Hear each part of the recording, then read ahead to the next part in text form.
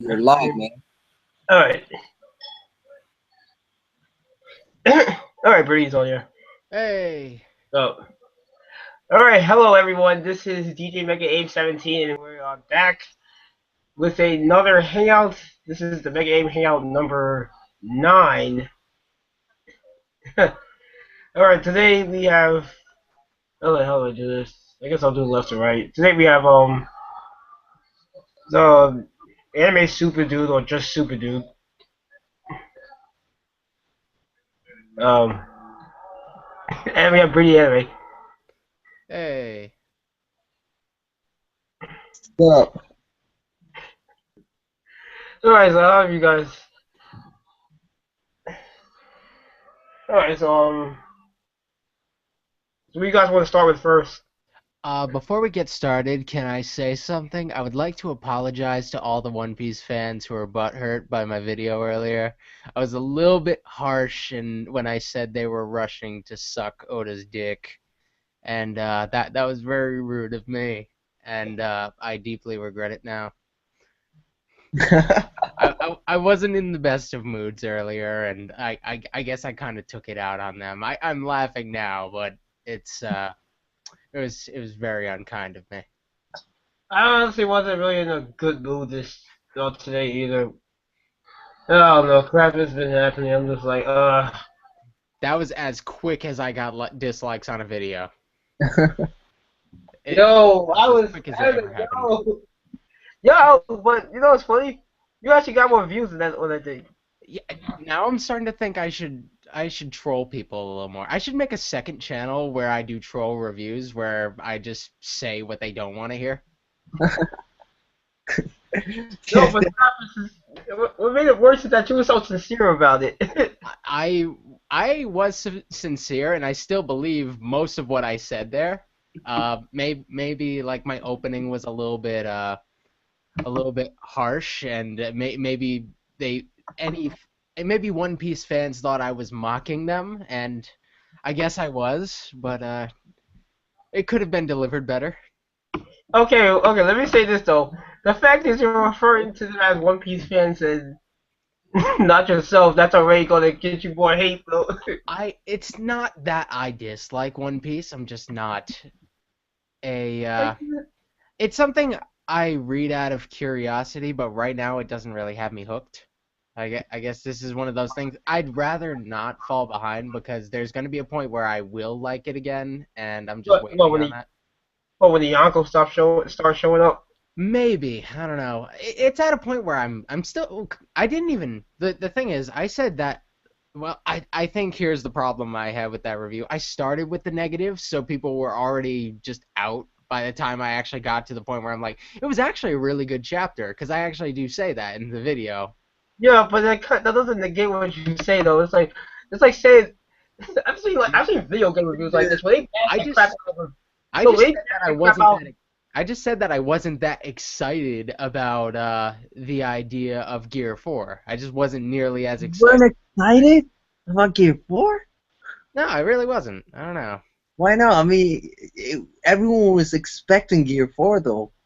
Yeah, I just don't really I don't really care about that genre of power up anyway. Just like having I wasn't even a huge fan of like all the Super Saiyan Ascended power ups. I guess it's just a personal taste of that type of power up, like adding a number to something.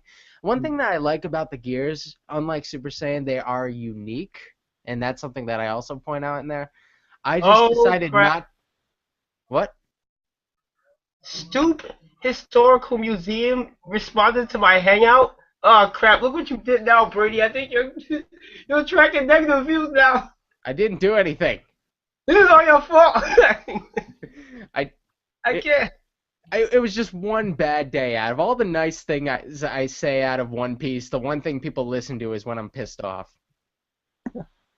Yo, you're gonna be. I I'm gonna be. mean, like, yeah, I understand, but I mean, this chapter, I will tell you that something that I think this chapter was an extremely hyped chapter, Yeah. really hyped, and you just can't deny. I mean, forget about the power up and the fights. I mean, look at the emotion. Look at the character Trafalgar Law. You know, look how desperate he was in this chapter. Actually, And the actually, I commented on that. I was talking about how emotional the Doflamingo lines were in there. I thought that was an amazing part of this chapter, how he emphasizes how people will start dying soon. I thought that was very powerful. I thought the whole chapter was very powerful. I was just reserving my excitement, and I guess people thought that would took that as yeah, hating when everybody else is just really excited for it. I guess my tone was not read well. the thing is like, in this community and in every community, everyone, um, does not want you to hate on their favorite Oh, story. nobody does. Nobody does, and I think a lot of people do not accept, criticism, and that's the issue. It's not just in this community, but it's in the real world as well. So people don't like criticism. People want you to be on their side. People want you to Yeah. be their guy that they go to, they can listen to.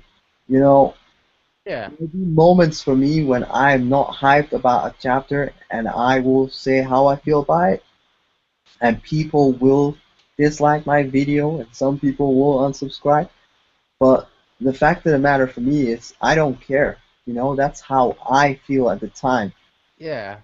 If people don't like the way I deliver my message, then screw them. You know what Yeah. I mean? That's the mentality you should have. But with that sort of mentality, when you're being too real, a lot, not a lot of people, but a few people, a very small number of people will be turned off, and Yeah. will, not longer be with you. But the fact of the matter is that those people will be replaced anyway, so you will have a loyal base of subscribers, and I think that's much better at the end of the day.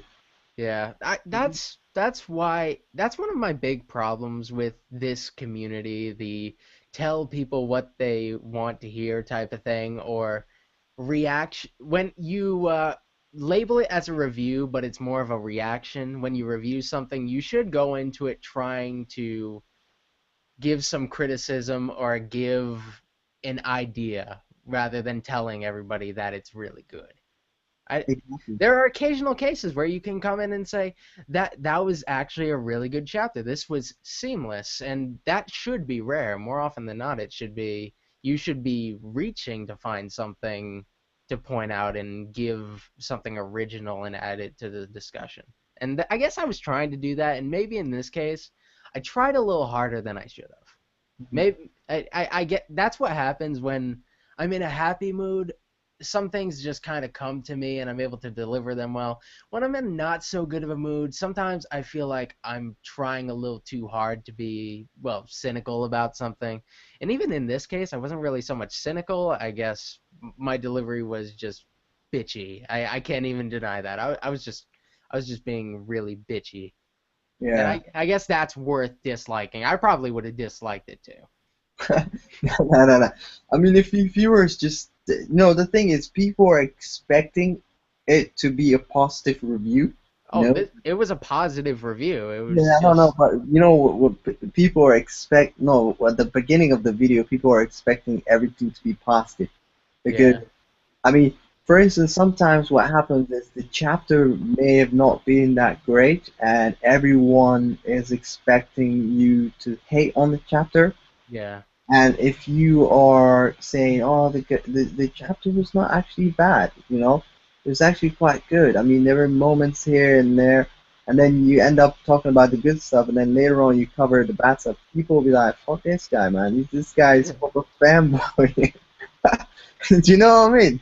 you gotta know what to start it with, and you gotta be able to read the tone. I guess I didn't read the tone well. What you gotta do, if it's an overall positive chapter, you should start with the positive stuff. It's an overall negative chapter, you should go with the main focus and work down a little bit. Or I But mean, you could just, at the beginning of you could just say that, you know. I mean, this chapter was 50-50. I'll tell you what, I hated on this chapter, but I love the chapter at the same time, you know? But let me Yeah. talk about the bad stuff because I want to shit on this chapter first. So that way people might want to listen because you kind of introduced to them, what you want to say, and then that Yeah. way they'll know you like the chapter, but you also want to shit on the chapter, and they want to listen to Yeah. why you shit.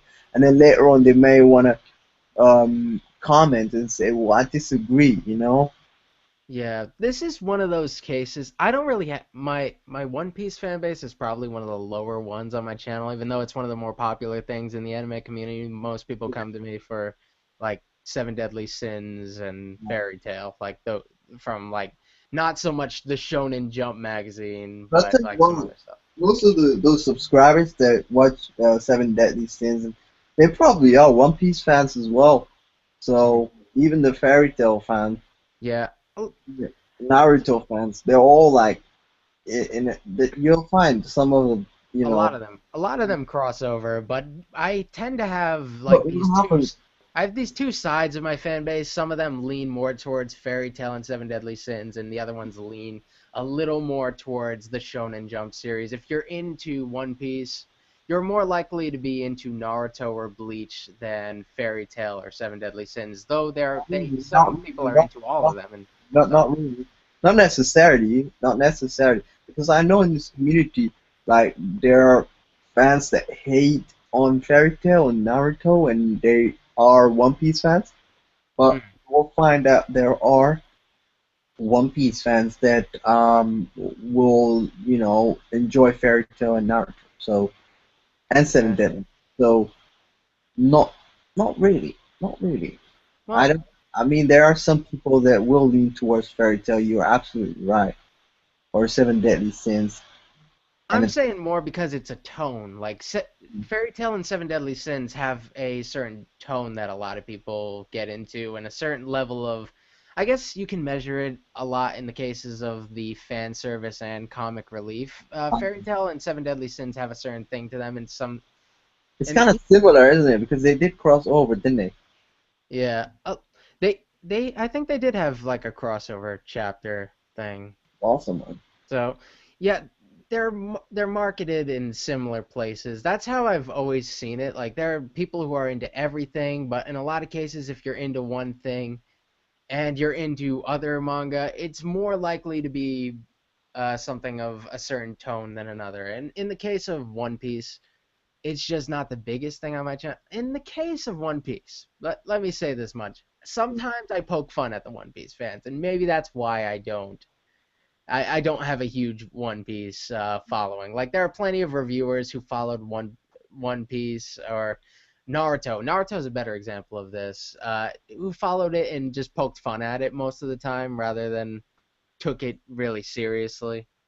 And Yeah, I guess that's kind of how I am with One Piece. I don't take it as seriously as yeah. a I lot mean, of the you're other absolutely fans do. right. I mean, like at the end of the day, sometimes you just feel like the story is not to be taken seriously. I Hmm. mean, in my case, I will tell you something. I mean, some people will get offended. I just don't really get that. Why people get mad. At the end of the day, it's all opinion. Yeah. People need to understand that that's my opinion, like Hmm. that's how I feel, and not get offended by other people's opinion. And one thing that shocks me is that people take and like disrespect if you disagree with them, and it's something that that's appalling, and it's just not how we should be. Like I said, I think like One Piece, in my opinion, is thus far, in my opinion, for all the series that I have followed, I'd say One Piece and Naruto, and Dragon Ball Z and Hunter x Hunter. I mean, sometimes I'll say they're equal in terms of my liking. You know what I mean? So they- they're great series. You know, the Yeah. story, it's just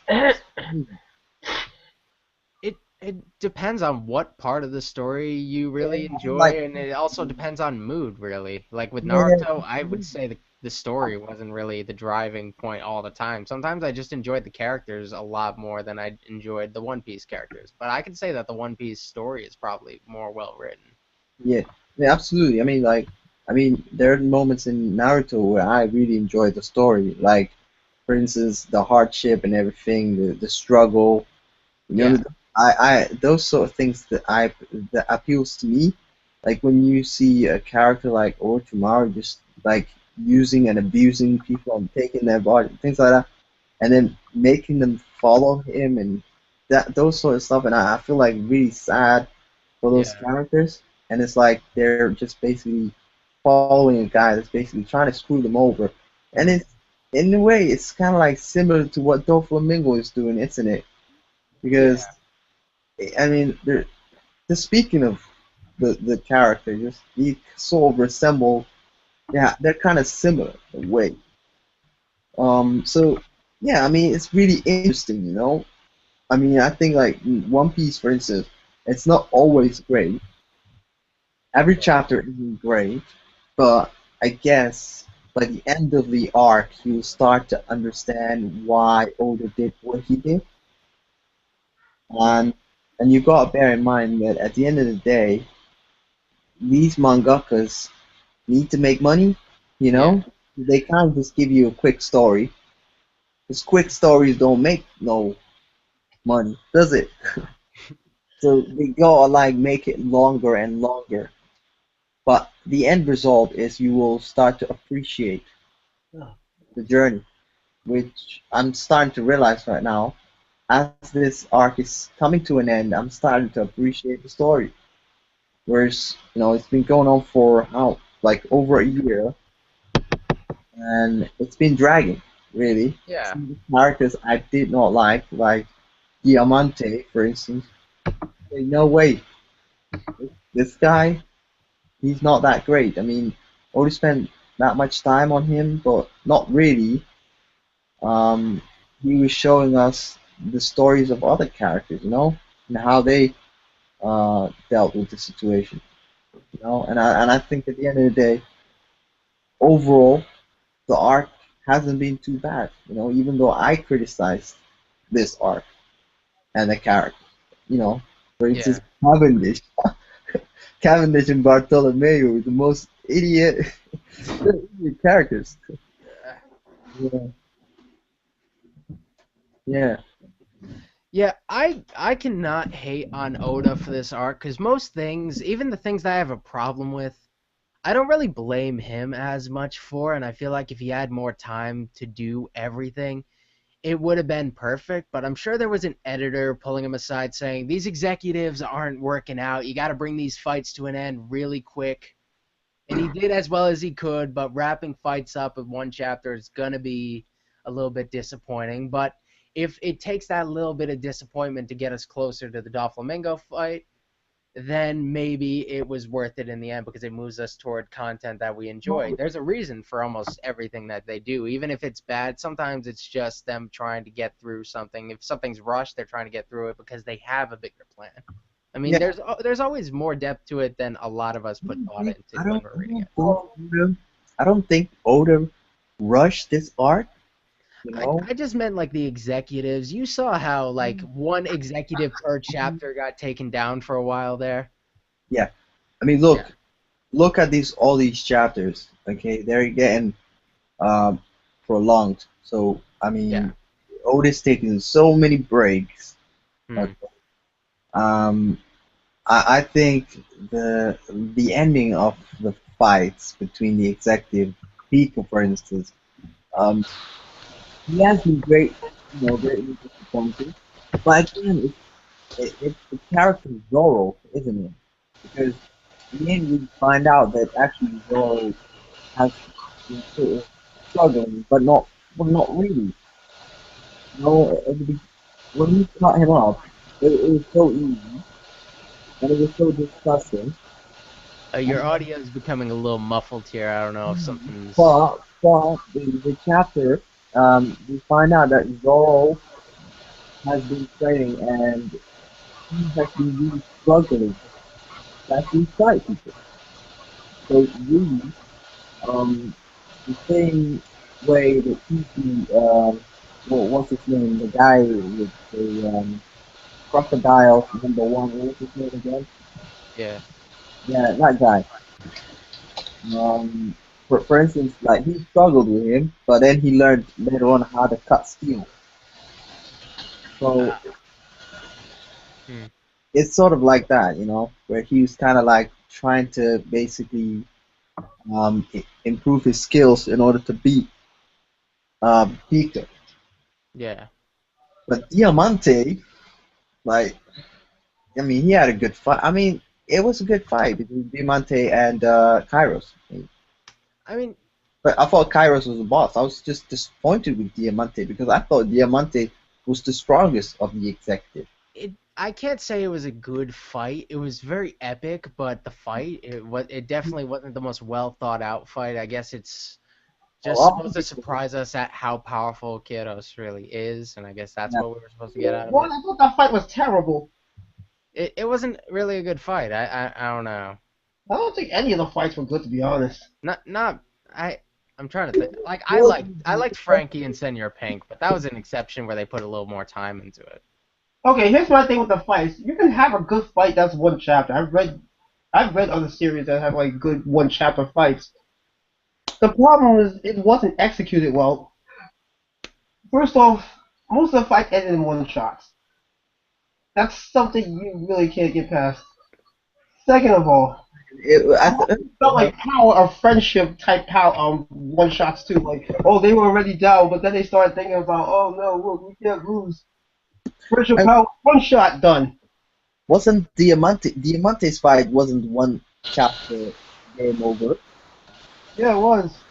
It wasn't one chapter. It was a couple of chapters, wasn't it? Because No, it was I'm gonna yeah. fact check this while you guys talk.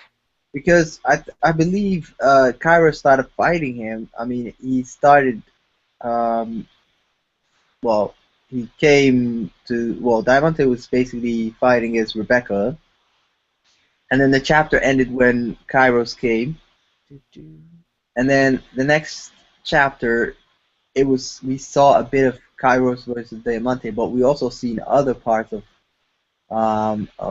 the chapter had other parts as well. So I guess maybe 2 or 3 chapters that fight ended, but yeah. So I'm talking about that section between it was Carlos and Diamante. But as I said, the one chapter thing's not a problem. It's how it was executed that's my problem. Yeah, so that I fight with Diamante and Kiddos, that was just pretty much It Diamante did the fireworks stuff early on, then he hit him with these spiky things, and then Kiros is walking, pretending like they don't hurt at all, and then he just obliterates him. There yeah. really wasn't much First off, how do you put do into it. that with one leg? I cannot get past it. You guys forgetting about Robin? Do you know you guys are forgetting about Robin because He Robin Robin didn't did do nothing. anything. was Robin didn't do that much. I mean, Robin was epic because she protected Rebecca. No, he She, wasn't. He wasn't yeah, epic. Her back was torn. Those steel what do you call shurikens that he was throwing from the sky was falling from Yeah, the sky. Those were hurting Robin's shredding through Robin's back. So exactly. That's what I'm saying. She wasn't epic. I it mean that she protected. it was cool that she did that, but it was kind of a side note. What is annoying is that it wasn't that much put into the actual Diamante versus Kiros thing. If you have to go to Robin, who's not even really participating in the fight, she's kind of just She making sure wasn't Kiros doesn't participating. have to worry about protecting Rebecca. Technically she did. Well, it's not like Diamante is technically fighting not against not only against Kairos. He's fighting against Rebecca, and he's fighting against Robin really because Robin I mean, is Rebecca was out of the fight by that point. yeah Yeah, no, yeah. but So you can't really say he was fighting. He was fighting them at that point. He was out the fight. It was just them two. also bear in mind that Diamante was actually trying to attack Rebecca. So Kairos was trying to protect her at the same time. I'm just saying that he walks through not taking he's taking all these hits. It doesn't really do anything to him, and then he just F's the guy up like it's nothing, and it undersells Diamante, and it doesn't really have a purpose to it unless Kairos is going to play a role in the future, which maybe he will, and then he gets challenged more. I don't think it's likely, but even if he did, it just feels like it's building him up. It's building him up pretty big, but it's just burying Diamante unnecessarily. Yeah, but yeah, I guess I see what you're coming from, where you're coming from. The way Um, the way Like I'm he, the way like I'm what is is that, Kairos to do after this? Why does he need to be so powerful? I mean, I just feel like Kiros, okay, he was really injured, to the point that, where he was sort of knocked out, but he was still standing because he had that will, to protect, uh, Yeah. you know, yeah, power of friendship. Oh god, well, let me tell it you makes me cringe something. every time I hear it. No, it's That's not. what it was. It was power of friendship nonsense. Honestly, that's what bothers me. To be frank. Actually, speaking of power of friendship, I don't know understand why people hate on power of friendship. Like it's okay every now and then, but At the end of the day, it's not something you can really justify very well. at the end of the day, yeah, power of friendship is a real power that actually works. Yeah, Because if you It's have to protect overused. if you have to protect someone that you care about, you're gonna do it. You're gonna push your limits, okay, and yeah, you will protect them, and yes, that's something that is real. So yes. he, But the problem they're taking it to the extreme, though.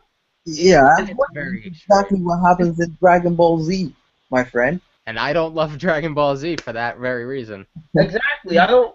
I I actually will. like the series, but I don't love it for that reason either. It gets ridiculous. So ugh, Well, no. okay, you're telling me that Luffy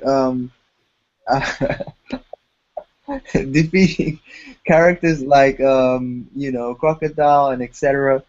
Those were not a good fights. Then that's exactly what you're saying. Then Let me explain something. I don't think I've ever really explained my whole journey with One Piece because I've actually I've watched the anime and I watched it twice. First time I watched it by myself, and the second time I watched it with my younger sister.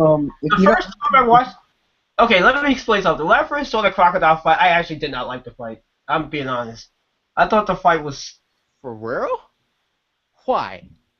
well. Okay, I liked the first two fights. I didn't like the third one because I felt like it was. I felt like the way Luffy. you didn't like the fact that Luffy. The second time I watched it, I actually enjoyed it more. But the first time I was like, "What the fudge?" Uh, I I don't really have a terrible problem with the power of friendship, but when it wraps up a fight too frequently, it becomes stale. That's just the problem. It can get stale over time, especially when it's unnecessary. I'd rather it be a smart ending than an emotional ending. Oh, you know another fight that really kind of annoyed me that I thought was really unnecessary with What? Luffy's fight with Gekimori. Oh god. Yeah, you didn't like Ekamori fights? No, I like when the Straw Hats were fighting Oars, but when Luffy came in, I thought it was with the whole what was it Nightmare Luffy thing. I thought it was just I thought it was stupid. It was unnecessary. I was like, really?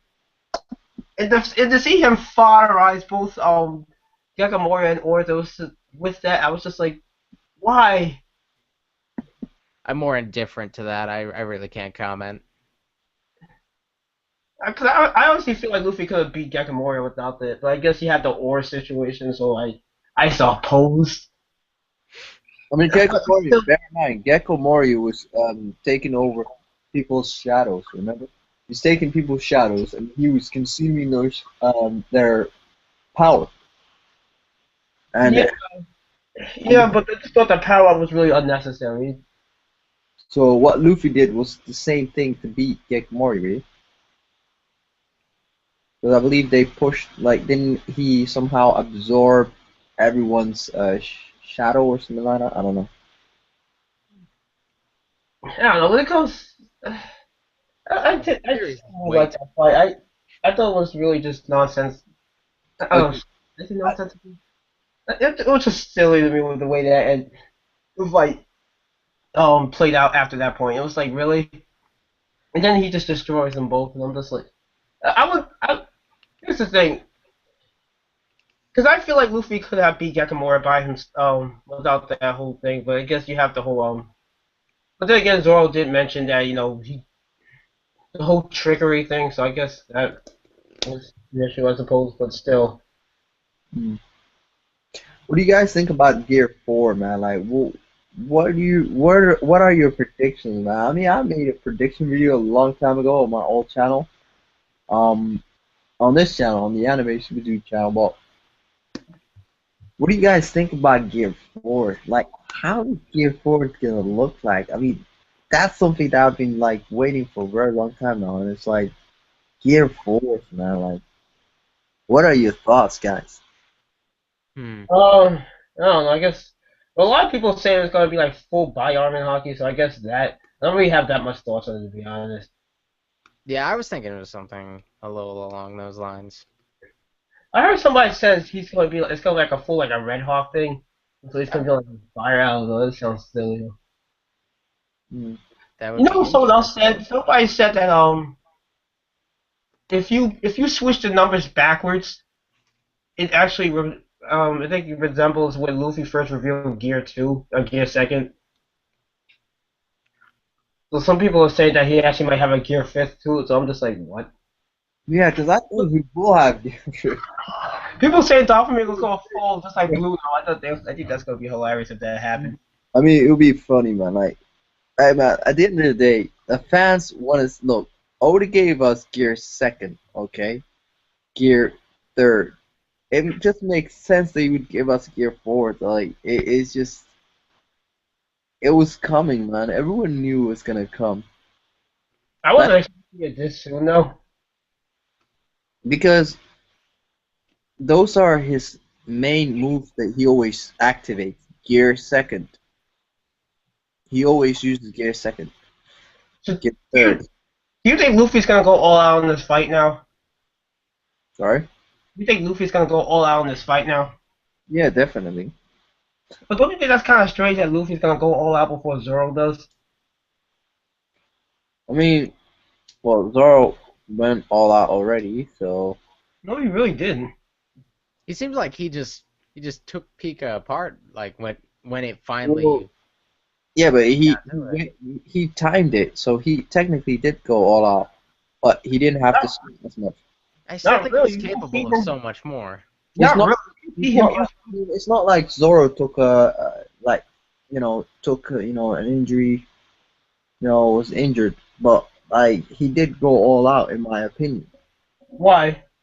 I mean, Because how do you come to that? if he didn't go all out, how would he have cut? If he didn't go all out, then his blade would have cracked. Because if you saw the flashback, when Mihawk was talking to him about his trading, and he's telling him that you need to make sure that you hockey up your blade, otherwise your blade will break. Yeah, but who's to I, say that's all he has though? yeah, I I mean, still think his potential is Yeah, untapped but yet. in this case, he had to at least use his hockey. He So uses in a hockey, sense, but in a sense, okay, all right, that's fine. But like the to the there wasn't much best of that his he could do. ability. There wasn't much. All he had to do, right, was cut Pika. There's nothing else you can do. He had to cut him, and that's what he did. exactly. So that's not really going all out because It's not what like, I mean, more? it's not like he struggled, but he had to, because without him hockeying up, he wouldn't have achieved anything, would he? He wouldn't have been able to cut Pika. But he didn't really struggle though. He's probably capable of a lot more than just hockeying up his blade. Plus we never see him use the Ashura thing. Bro, chill out. We might have to wait for that.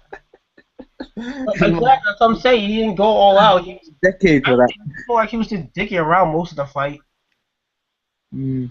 That was such a repetitive little battle there. I feel like the Zoro Pika thing was kind of just a cutaway tool. Like when you're transitioning from one place to another, just cut to Zoro and Pika, and then you can go to something else. That's probably why Yeah, it that's like lasted way too long. yeah, I, that's like he was just like padding out the chapters basically. I think what is Pika was not like much of a big deal, but at the same time he was a threat because No, it wasn't. he was a He, threat. he was a threat to people like King Riku, maybe. To people like Zoro, not really. Well, he was sort of a threat. If Pika was really smart and used his rocks, okay, to fight Zoro, then I think he would have he could have seriously injured Zoro. But the thing is, Pico was dumb, and he got really angry because everyone wanted to, fight Doflamingo, Yeah, and that's why he made a mistake to come out. yeah, but so were all the other executives. They were all idiots if you really think about it. Yeah, they were idiots basically. The whole point Yeah. is the executives are idiots. They're strong, but they're idiots. If Strong. No. They, I can't even call them strong if they're being taken out by the Coliseum fighters. I think that's not Like, strong. yeah, all right, look at this. What's his name? Dillinger, for instance. Dillinger was hacked, man. Like, No, he wasn't. I always thought that dude was trash. If Joe kicked him in the butt, after that, I couldn't take him seriously. no, that guy is not trash. The thing is, like, if he uses his abilities, if he's really clever about it and not cocky, then he's a dangerous opponent. He can beat characters like Bartolomeo. If he Not really. if he tries, he could. Not really, though. maybe if he fought him like 20 times, he'd win once. Oh, come on, man, the fanboy. No, we're not fanboying. Look, I he I couldn't just I even just get don't think past. it's that great. He couldn't get past the barrier. Look, I stopped taking him seriously when Joe kicked him in the butt. I was like, really? Well, maybe that was supposed to make us take him less seriously. Maybe he thought we were taking him too seriously, just to take him down a notch, just to before they blow him away. Yeah, yeah. So I mean, that was ruined for us, isn't it? Now, he's After that, I just had the middle finger to him. I like it's funny because after that he got so much hype, and I was just like, you're so trash to me. yeah. You still I mean, got kicked. You got that's kicked the thing. in See, the butt. Get out of here. Pika is trash. Look at his voice. I mean, his baby voice, I'm Pikachu. talking about Dillinger. Oh, I He's mean, trash too, but they're all trash at the end of the day. but Oh, I think they a have lot of them some are. hacks abilities. Like Pika, for instance. Diamante's got a hacks ability. In a sense, if he uses it correctly. yeah, Uh, they all do have. A lot of them do have hacks abilities, but they use it poorly. It's kind of like with the Grammy thing in Bleach. that's the issue. And they get angry. Well, in the case of Pika, he gets angry really quickly. If he was calm and taking his time, I think he could pick Zoro apart. The only Uh, executive that I really thought was actually anything sub was Zoro was cutting Pika. He was trying to cut his rock body, and Pika was getting hurt. He was not getting hurt. I, All he was doing was absorbing those rocks and continue attacking.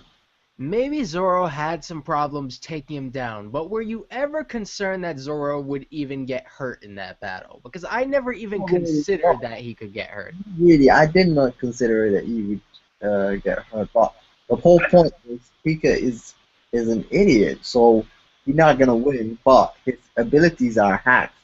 all right. If he, Let me explain you. Let me explain my thought about the fight. Zoro decided to get serious because he got bored. I, I not really. I don't know how Zoro works. I don't know when he decides to actually do something. I mean, he was able to beat him like nothing once it came down to somebody actually getting hurt who wasn't him. He'd take responsibility for himself, but once somebody else comes into play, he actually has to do something significant about it. And once he's like, I'm gonna go after King Riku, the fight was over. The fight was pretty much over as soon as Zoro just decided it was.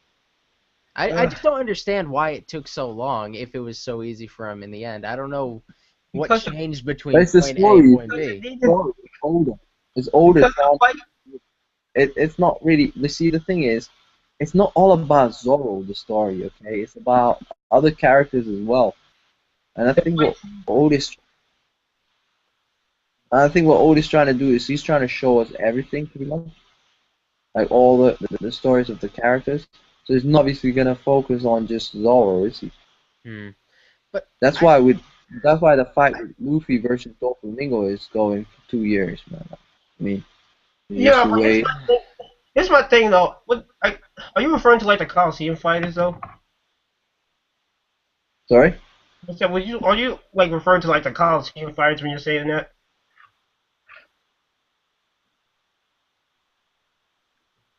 I'm sure see Doflamingo. We didn't. The whole arc is not about Luffy versus Doflamingo, is it? And it's no. So The problem it's is about the other characters as well.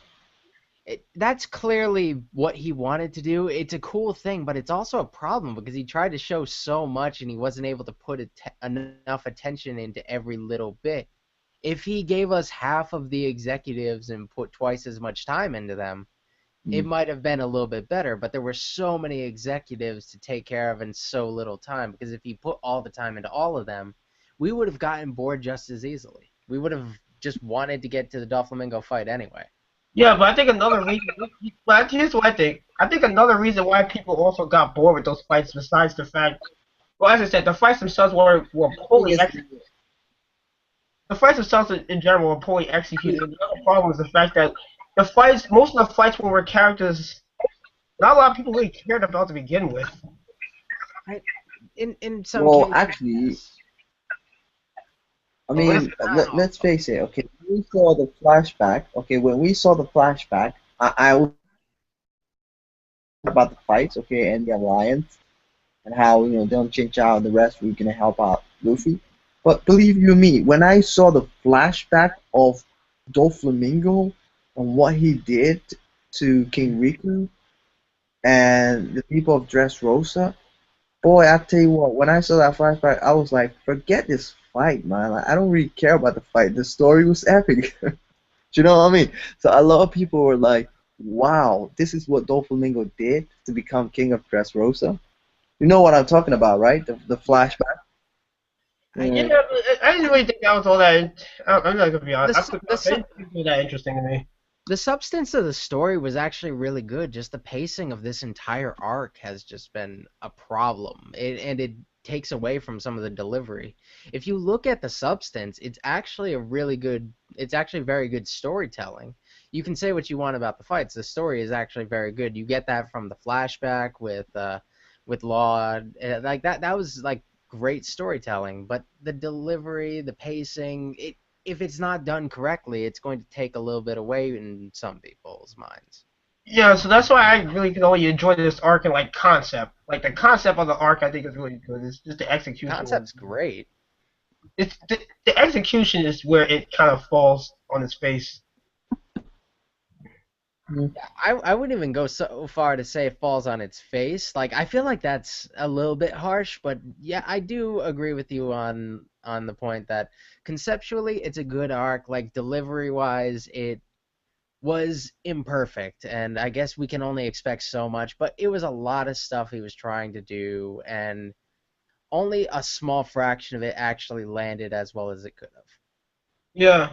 See, this is what happens when you try to put so many like characters and subplots into one single arc, though. Yeah, it gets a little busy, and some people can handle the busy, but I think it was too much for what they were trying to accomplish. Like the whole Doflamingo crew, it was just it was too many big names, I guess. Mm. Yeah. And the other thing too is like too many. That's the thing, though. Bear in mind that there are a lot of you know, big timers in the new world that we will probably see, and they will have a name, and Oda will try and show us those characters, and those characters will get fodderized. And I don't have to like it when he does that. Yeah, but let me ask you It'll this though. probably happen, but I do not have to like it. Yeah, but let me ask you this though. Do you think it was a Those good idea? characters will, those characters will get real. They will receive an automatic hype because they're big time pirates. Okay, let me ask you this though. Do you think it was a good idea for for Oda to like take half the crew out of most of the fights though? I I almost think miss Sanji. first of all, yeah. I I think that's part of the problem too. Is that a lot of people wanted to see the Straw Hats fight the First tough. of all, Sanji. Okay? If Sanji remained in Dressrosa, I think the fight would have come to an end really quickly with Pika, and the Diamante would have got destroyed in a matter of seconds, basically. I would have loved it if Diamante was powerful enough to kind of stand up next to Sanji, and they might have had a. That's what I thought it was Also, going to be and like. also, I thought early on when I I first. think the mentality is all. Yeah, sorry. Go on. Oh, I thought when I first saw Diamante's character, I thought that's probably going to be the guy that Sanji goes up against when everything gets back to normal. But he gets taken out of the picture, and it's kind of disappointing. Though Yeah, I get that that's bringing us into a future arc, probably how we're going to follow this up. But it's kind of disappointing, and I'm not even a Sanji fan.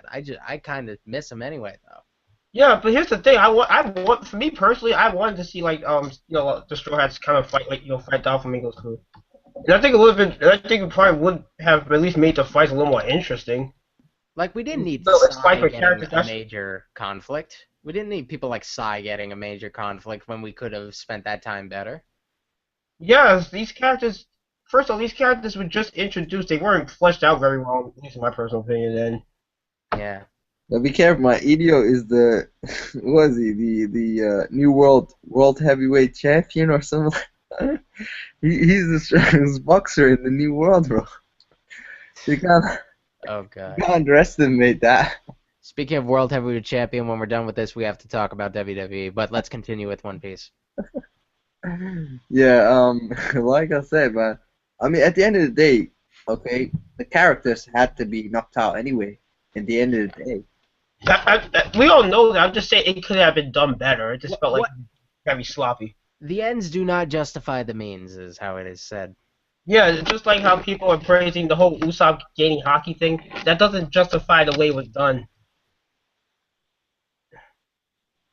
Ugh. I see where you're coming from, but at the end of the day, it's like it depends if you're happy. I mean, Yeah. other people are gonna be really okay with it. And myself, I mean, when I was getting into this art, I was extremely hyped. Okay, I was hyped too. I was so hyped, I couldn't You wait. should see my first One Piece couldn't review. wait. I was so excited. And now I I'm this. I'm ruined. And I then was, I'm we jaded. got to a point where it was dragging, and I felt like, nah, man, that's it. I found out the stories, and I just wanted to see the fight between Luffy and Doflamingo, and it took like maybe 30 chapters before we got that. And now that we do have it, I'm like, okay, and we find out the flashback of Doflamingo, and I'm starting to like Law even more, even though he got Fire Rise. I Yeah. don't think he's weak. I don't even want to talk about that right now. It I'm, makes, I'm still so pissed off because I didn't even want Luffy to be the one to fight Doflamingo. It But just you know what? didn't feel right until recently. It kind of feels okay now. But you see, this is the thing though. If Luffy does fight against Doflamingo and he does manage to beat Doflamingo, I mean Yeah. that's gonna boost his reputation. Yeah, and at the end of the day, Luffy's reputation has to be boosted because he's gonna go up against the Yonkos. It Yeah. isn't gonna make any sense, you know. You know, yeah, but so is Law though. I'm just saying though. It yeah, but feels like it Laws. hurts the whole Law flashback thing with him not being able to wrap it up himself. I really feel bad that he's not able to do it personally. I guess that says a lot for the flashback because it makes me sympathize with him a lot. But Yeah, I just really wish he didn't have to sit on the sideline while this happened. not really. I mean, he did do like he helped out Luffy. Because think about it. He did help out, but now he just Doflamingo at the he's end a of the bitch day. now. He actually injured Doflamingo to the point where Luffy now will be able to beat Doflamingo.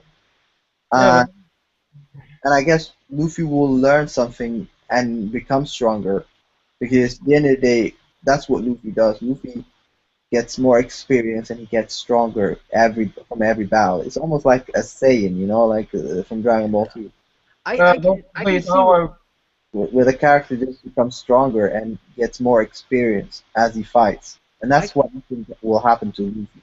I After can see where our disagreement is. You're a very in the end of the day, you say that a lot. You're a very you like the conclusion. I'm a journey person. Like I don't really care about the conclusion. The conclusion can I suck if wouldn't- the journey's fun.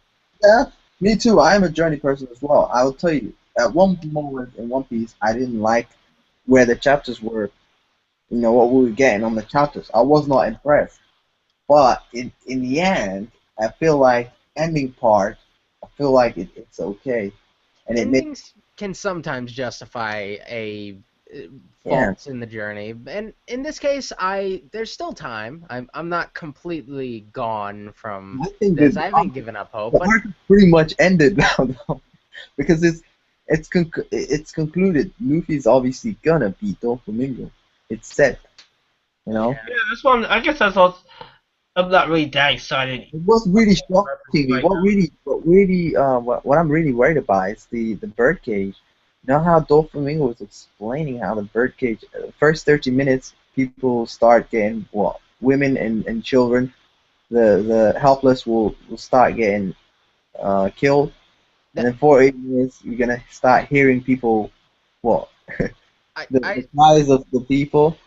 I can And say this much. That was the best part of this oh my chapter. god, that speech that Doflamingo gave, I was like so shocked. That I was like, that Doflamingo, actually gave me you're chills. evil, I like enjoyed you're that. evil to the core, like I Let me want. ask you. Oh my god, I want to see the flashback of when the first time he activated the birdcage in the flashback, when he was going, when Virgo find out Corazon was a snitch. That Yeah, flashback. the Oh my snitch. god, when he used the birdcage, I mean, he killed a lot of people with that birdcage. Let me ask you this though. Would you guys be upset if the fight was to end in the next chapter? If like Luffy just Yes, completely fauterized Doflamingo? I absolutely. mean, That's the too next quick. chapter, whoa, next, yeah. Don't think, I don't think the next chapter the fight ends because bear in mind, Oda is the type of, you know, the way he writes stuff is he'll show us the fight at the beginning of the chapter, and then he'll skip the fight, and then he'll give us what's happening with the other characters. That's Yeah, what he's gonna do. That is what he's gonna do. Believe you me, we might even see what's happening with Sanji now. I doubt it. We might see we might see a flashback of what happened. I don't think we're gonna see Maybe. anything with Sanji until after the stuff with Dressrosa is Oh, done. More oh, likely than not, he's gonna wait on well, the either Sanji way, stuff. I mean, Oda could do so many crazy stuff. That's what I'm trying to say at the end of the day. Yeah, Yeah, he. The We'll see Sanji what stuff is happens. gonna act as like a transitional thing into the next arc, probably. Yeah. Yeah. Because where do they go from there? That's a good tool to get them moving somewhere else. I mean, obviously they're going to Zoa, so that's happening anyway. That they're going, um, because Law needs to meet up with his crew, isn't it? Well, yeah, that's also confusing. Like, what order are they gonna do everything in? Are they gonna go help Sanji and just leave Law's crew hanging? Like, because they really can't do a whole lot right No, now. no, no, not really. I Because feel like they. whatever happens to Sanji, and whatever happens to Sanji, whether Sanji escapes Big Mom's crew, which he will after he takes them down. You can't say that. That is saying a lot right there. You really can't say that. I don't know. That's debatable. That's very debatable. I I don't would know if Sanji's on that bear in level. mind that Captain Kidd actually, attacked Big Mom's pirate a couple of times, and he was really successful. So I think Big Mom is not on that ship anyway because That's she wouldn't come to Dressrosa just to pick up a guy that owes her some money, right? that's kind of funny you're saying that because I saw a comment on the video. There was a video with what was it the one with Big Mom's crew attacked Sanji's group. Yeah. I saw your comment on that video. You said I'm telling you Big Mom was on that ship. What made you change No, your mind? I said Big Mom is not on that ship actually. Oh, okay. I said Big Mom is not on that ship. I believe Big Mom because it don't make sense. It's like we're not gonna see a big timer appearing, just to deal with small time Fry. Unless she's really weak. He's a clown. He's a small time. If it, Depends if if she he if, has like a special devil fruit yeah, power that probably goes if with her. if Big Mom was on that ship, she would have come with like about 10, 20 fleet ships that would follow her. Think about Well, it's a it. pretty big ship. Let's be fair. That Maybe is she a big doesn't need a ship, but fleet. at the same time, think about it. The Straw Hats did actually give, um, Peckham's and Tamago, how many? All the gold that they got from the king of Fishman Island. So they probably bought a good ship. Hmm. That's what I think, anyway. Hmm. So they spend that money already. So yeah, I don't think Big Mom is on that shit. And besides, those guys are Peckham Somago are like the guys that Big Mom sends to sort out little stuff.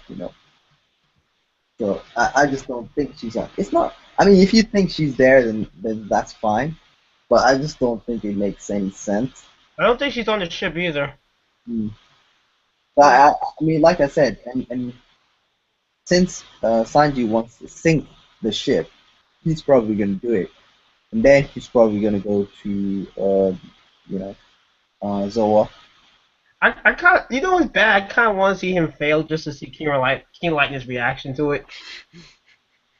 Uh, Yeah, yo, you won't fail, man. No, cause I want to see his reaction to if that was to happen. 'Cause I know he's gonna be pissed. Sanji's clearly asked Luffy, he's like, Captain, let me first of all, fight these guys and sink this ship. And after that, I'll go to Zoa. So, I'm just saying, it'll be funny the next time we cut to them. They're like right, they're Sanji's in the water somewhere. Like, oh crap! I was thinking over I went over my head on this one. never mind. Sanji's not an idiot, okay? If he sees that Big Mom is on that ship, then he's obviously not gonna fight her, is he? He's not gonna go and fight her. I He, don't know. he's, Sanji's a little high-headed. Sanji doesn't beat women, so he's not gonna Oh fight her. yeah, So I forgot he about would that. to leave. He would try and fight her subordinates. He wouldn't even sink the ship because if he sunk the ship, then he would have hurt Big Mom and Lady because she's on the ship. So he's not gonna do that. So he'd be like, okay, fuck it. Now God, I'm I hate leaving the Sanji ship. so much. I What? hate that he has that rule. Why not? That rule was actually quite good. Not being That's No, stupid it's not. chivalry bullshit. actually that, that No, it's I not. don't like that chivalry crap. It just you know doesn't what? appeal to Yeah, me. I understand what you're saying, and nowadays, chivalry is dead. I don't But believe in it. the thing is, as a rule, I actually find it, you know, that you shouldn't.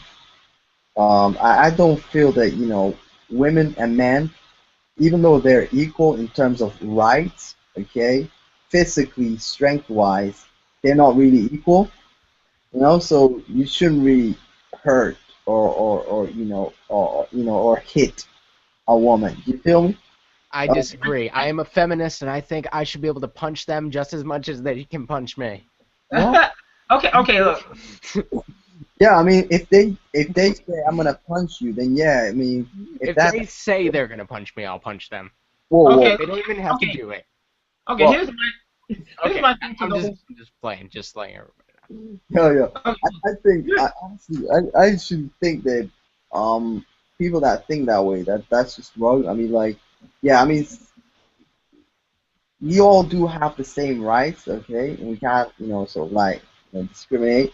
But at the end of the day, okay, like no matter what anyone says, man and woman are not equal. We're not equal. We're equal in terms of rights, okay? So we get all the rights. We should be treated fairly, but we're not equal, and that's true. Am I right? Or am I wrong? You are wrong. We are How am I totally wrong? equal. No. We have different You compositions, but understand what I'm trying to say, right? morally, we're he's pretty much the same. trolling, man. Just ignore him. Yeah, I mean, I'm a man, and she's a female. So if she was a man, then yeah, we would be like, you know, I'm not a hypocrite. I'll punch her if I want. yeah. I mean, this is the thing, man. I think like you shouldn't, man. Like it's if she hits me, I'll be like, no. Why would you? Why would she hit you in the first place? I mean, like try to avoid those kind of confrontation. Why would I hit a woman? She has a vagina. If you switch that around, it doesn't really make sense. Why would I hit him? He has a penis. I I don't know. I just don't get it. Yeah, yeah, Okay, here's my whole thoughts with that. At least I'm not gonna touch on that one. I, let me say it like this: when it pertains to Sanji, hmm. I didn't really have a problem with it until the whole Khalifa thing. That is Pirate. where I got annoyed with it because, all right, it's one thing for him to do that on his time, but he put, but But when he did it at that point in time, he put both Robin and Nami's lives at stake with that stupidity. That pissed me off. I was like, what the fudge, man? Screw your friends over your stupid ideology. Khalifa, yeah. No, but the thing is, that's his rule. He's like, I do not hate women. I don't have to like him for it. You gotta I get it now. understand, okay? Yeah, but there's a time and a place for it. He was going to be taken Yeah, I to. understand that, but you have to understand the situation. Like people, how they've been brought up. Like like myself. Okay, I've been brought up not to hit a girl. Okay, and so I would never hit a girl, even if she hit me, because then, yeah, Can we because just agree not to hit anyone? I mean, Does yeah, it have to be a no, girl? no, but yeah, this is the thing Can though. we just not hit anyone? Yeah, I understand that. I Just be understand. nice. Well, here's what I'm trying to say to you. I totally agree with you. Let's agree not to hit anyone, obviously, you know. But I just think that if she did hit me, then I just report her, man. Like, because like I wouldn't, I'm not comfortable, So I kind of understand, from Sanji's point of view in the character and how he was brought up, I guess. I understand it too, but I'm just saying there's a time and a place for it. I Yeah, wish he would have some objective thought every now and then. I mean, he should at least try and, kind of like Pin her Don't just down. lay Lay down. down.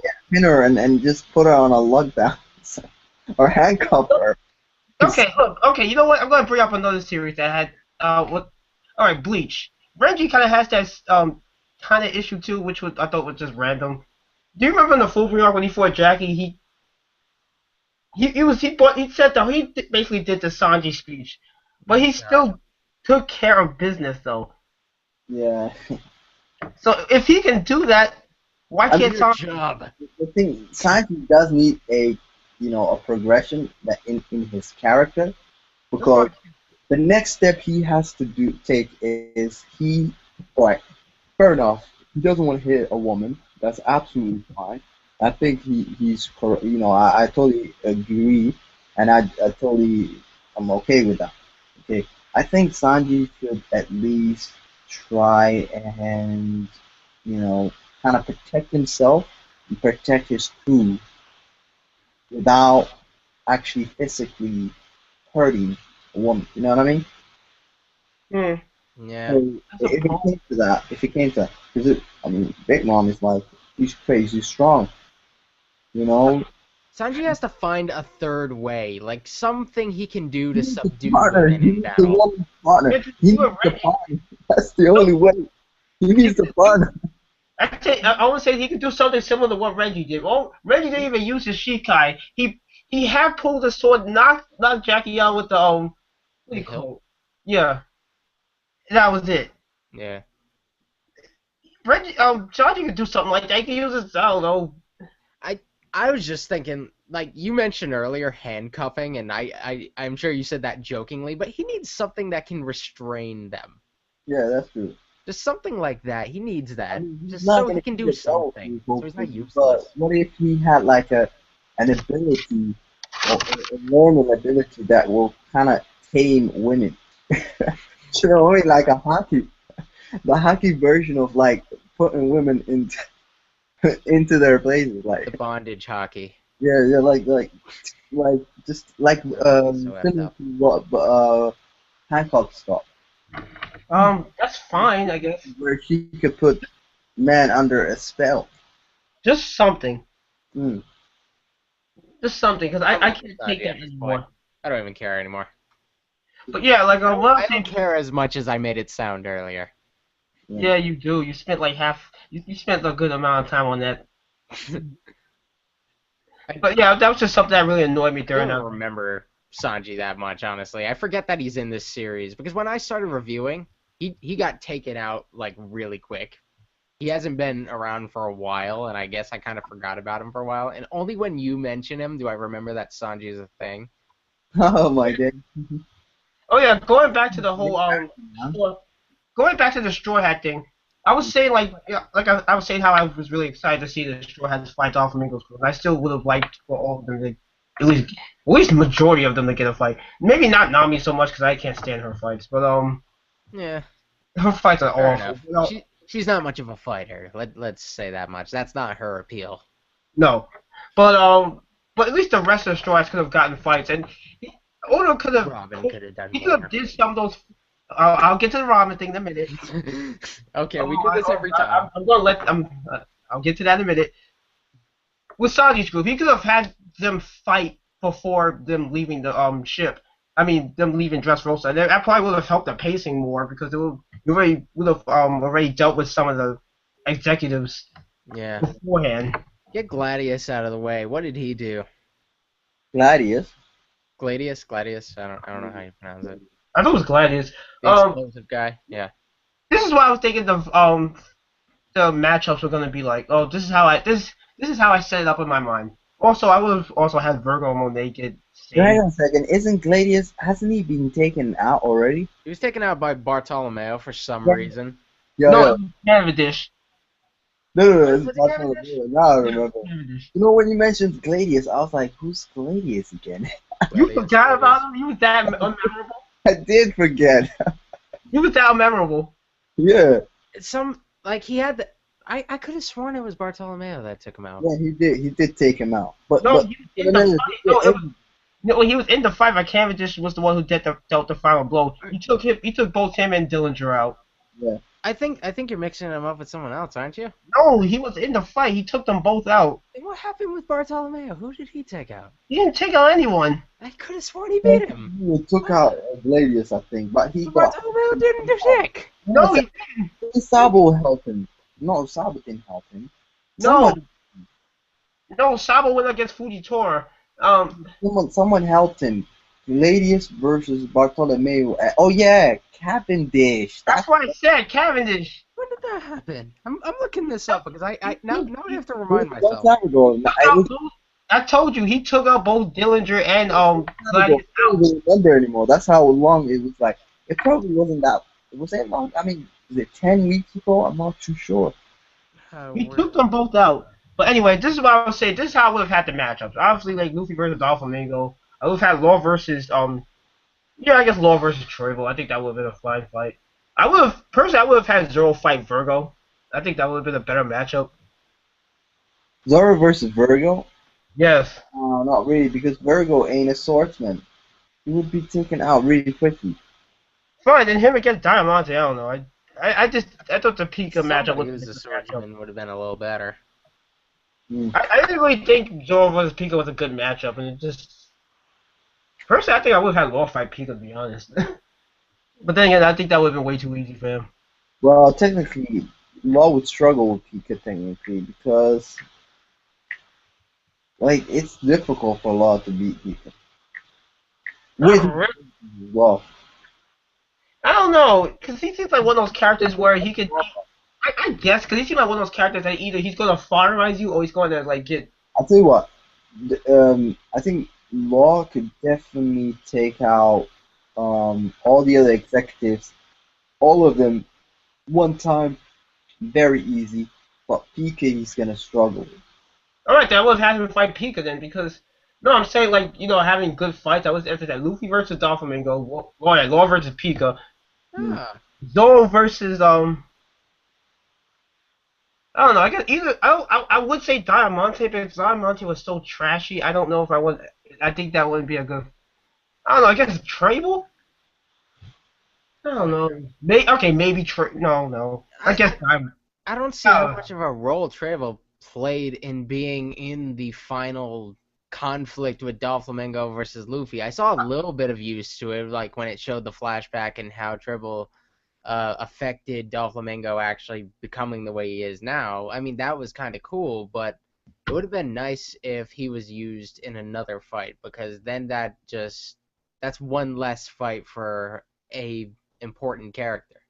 Okay. Let me do. Okay, I'm switching around again. Like Luffy, after that, Luffy versus Doflamingo, Law versus Pika, Sanji versus Trable. I think that would have been a better matchup. Sanji, oh god, I can't even imagine that really working out. Hold on, I gotta get something. Alrighty. Ugh. Do-do-do. Bop, man. Oh, oh, fighter of the night, man. So, Oh, what do you think about the WWE results, man, and the WrestleMania? oh, did you see WrestleMania? I actually watched it. I did too. I actually I got the didn't watch the WWE whole match Network though. I just actually just watched. for that. I didn't watch all the matches though. I only watched like two matches. One second. Was it two matches? No, hang on a second. I only watched Brock Lesnar versus Roman Reigns. Oh, you missed out on a lot. That match wise, that was probably one of the best WrestleManias in years. Really? I Yeah, just thought really. it was stupid because I didn't really want like I just felt like it was too time consuming. Like it was so many matches. Like Yeah. it's A, crazy. It was too long as well, and I did a catch up. Like I was like, nah, man, I'm just gonna watch the final battle. yeah. A couple weeks ago, I wanted to make that a big discussion, like the post WrestleMania results and what we think was going to happen, but we never actually got that live stream together. So this is pretty much the first one I was on since then. So this would be a good day to talk about it. Hmm. So you saw the Roman Reigns Brock Lesnar one. Oh yeah. Before you guys continue, I'm just posting up my the thing I was talking about, so you guys can continue and you can talk about it afterwards. All right. So what did you think of it? Personally, myself, I thought the fight was really okay. I mean, Roman Reigns, I knew he wasn't. Well, I thought the that he would win because the the authority would allow him to win. Well, not authority, but the WWE would allow him to win. You Yeah. know? I mean, What is if that? Brock Lesnar didn't, I don't know what that was. If Brock Lesnar didn't re-sign with WWE, he probably would have won clean. Yeah. I mean, Because the you thing don't want. is that the way the fight went, like I actually made a video predicting like how I wanted the fight to end, and I said that I want Roman Reigns to get his ass kicked. And Yeah, you know what? I Wait, got who what I won? wanted. His ass was kicked. Okay. yeah. Wait, who won now? Sorry. Seth Rollins, he cashed in his Money in the Bank in the end. But the thing is, at the same time, I knew that Brock Lesnar would win. Like in the end, when I was watching that match, I was like, "There's just no way Roman Reigns could win. It's just impossible at this stage." So I was like, "Okay, since Roman Reigns ain't gonna win," and then Seth Rollins comes out of nowhere, and I was like, "What?" You know what's gonna happen there. And that was such a cool image with him spinning the title above his head when it was all over. Like that was such a fuck you to anybody who thought it was gonna be a face WrestleMania. People who thought it was gonna end with like good guy wins, bad guy loses. But you know what? It was Honestly, good. Brock Lesnar has a lot. He is sort of what a lot of people can say he's not a face, but at the end of the day, Brock Kind of Lesnar a has heel fans. guy. He So doesn't. anyone that like you can say he's not a face, but the fans love him. You remember that quote that he said like when he was fighting against Roman Reigns? Oh, Suplex City, He, bitch. he was like, And like in a second, that was trending on Twitter. yeah, and it's like Suplex City, bitch, and then it's like, and then Michael Cole was it Michael Cole who was like, He's like, I can't he's like repeat that. oh, he said suplex, and then I can't say the last part. Like, come on, And it's so don't play it funny, off so stupid. yo, that was hilarious, man. You know, I was like, yo, and it's That like was such a good. the next day when he comes to Raw, and then Paul Heyman is there. He's like, oh yeah, and then everyone starts saying Suplex City.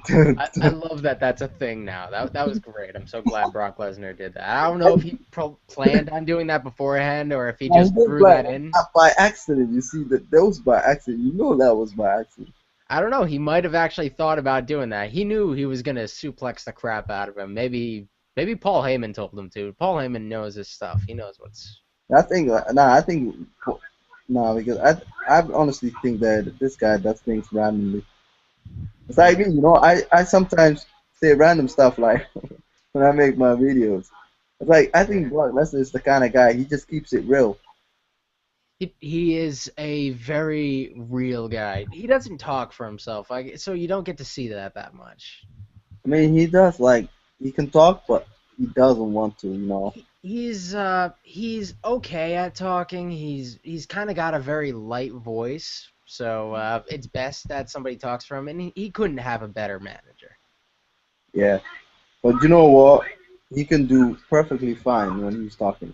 He's a great character, and I think this moment I like don't see him made as me a feel character. I like see honestly, I usually like that. Most of the wrestlers, I look at them as a character, but Brock Lesnar, I don't see him as a character. I think Brock Lesnar is he's all about that realism, you know. yeah, I just as a character, I see Brock Lesnar as a an unstoppable force ever since he beat the Undertaker. I always thought he was over the top, but when he beat But the you know, Undertaker, like this is kind of the big build up to that, and with him signing for a few more years, he's you have going to be a huge event type of guy. He's gonna be the SummerSlam guy. He's gonna be the WrestleMania guy. He'll only show up to like a few pay-per-views in the year, and just like he has been doing, but he's going to still be that big guy because you can't have him show up to everyone or else he'll get a little stale. But when you see him every so often, he seems larger than life. yeah, true. I think at the end of the day, Brock Lesnar, um, is he going to UFC right now? Because like, No, he retired from UFC. He's done with that. what was Stephanie McMahon talking about on that moment? Oh, he got suspended, and I think that's just their way of. They only have him for so many days in the year, so they're probably just letting some days go by and using the suspension as an excuse to keep him away. Yeah, So because he's the it's kind of character that should have only like minimum, you know, yeah. time. Because like otherwise, if we see too much of him, he's just gonna injure everyone. Yeah, and if he goes for the title again, you can't justify him not winning against Seth Rollins, honestly. True.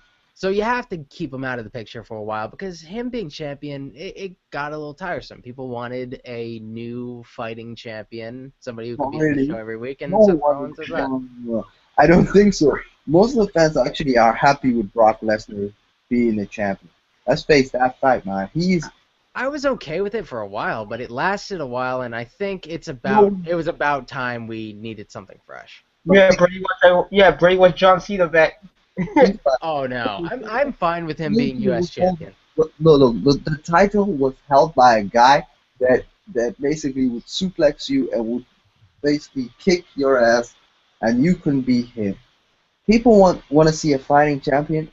Brock Lesnar is that fighting champion. By fighting champion, I just mean he's there more often, and they wanted a champion that is a little more within reach for a while. And plus, putting it on somebody else gives different combinations of people you can put them against. There are only so many people you can put against Brock Lesnar and make it work. Mhm. Oh, did you see what I just posted on the chat? Yeah, John Cena versus every Duffy executive. Like John Cena's probably the only one who could beat them all. John Cena Yeah. for president. John Cena, no man, nah. No, he's going one shot every one of them I think at John the same Cena, time. like obviously, WWE is scripted, so Yeah. the He's gonna do that though. He got that John Cena power. WWE, nah, he ain't got no John Cena power. Like the thing is, like the authority, the WWE is gonna let him win, you know, because that's their man, that's their main man, you know, that's their guy. But Exactly. That's right. now they're having him win different kinds of matches, like Yeah, in the mid card. yeah, and they just wanna like make the U.S. title, you know, up there basically. Yeah, I have something to say about the U.S. title, but first I wanted to make one more comment on the Roman Reigns Brock Lesnar match. Go on. This wasn't. This is. I actually made a video about this after WrestleMania, and I pretty much said this that they told a really good story in that match, and Vince McMahon always talks about how they tell stories in the ring. This is probably one of the best cases of that because they gave Roman Reigns the Tommy Dreamer treatment, and if you don't know what that means, if you're not familiar with old Oh yeah, ECW, yeah. Tommy Dreamer was like a pretty boy when he was young, and like the fans hated him because old ECW hated like the pretty boys, and they were like They were like, go away, and then eventually he goes into like a Singapore cane match. He gets screwed out of it, and then he has to take like 10 lashes with the cane.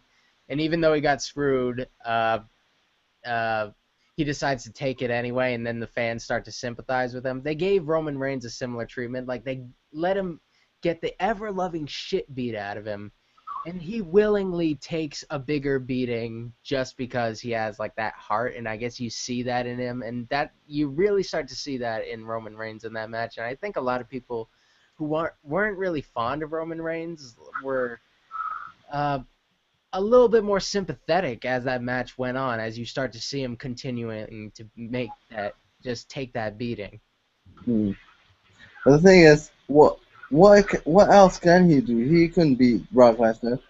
We Like wish they the match, tried to like, make you think he at the couldn't end, do nothing to Brock Lesnar. So like I'm proud that he got his. I'm really happy. Like I'm happy for Reigns.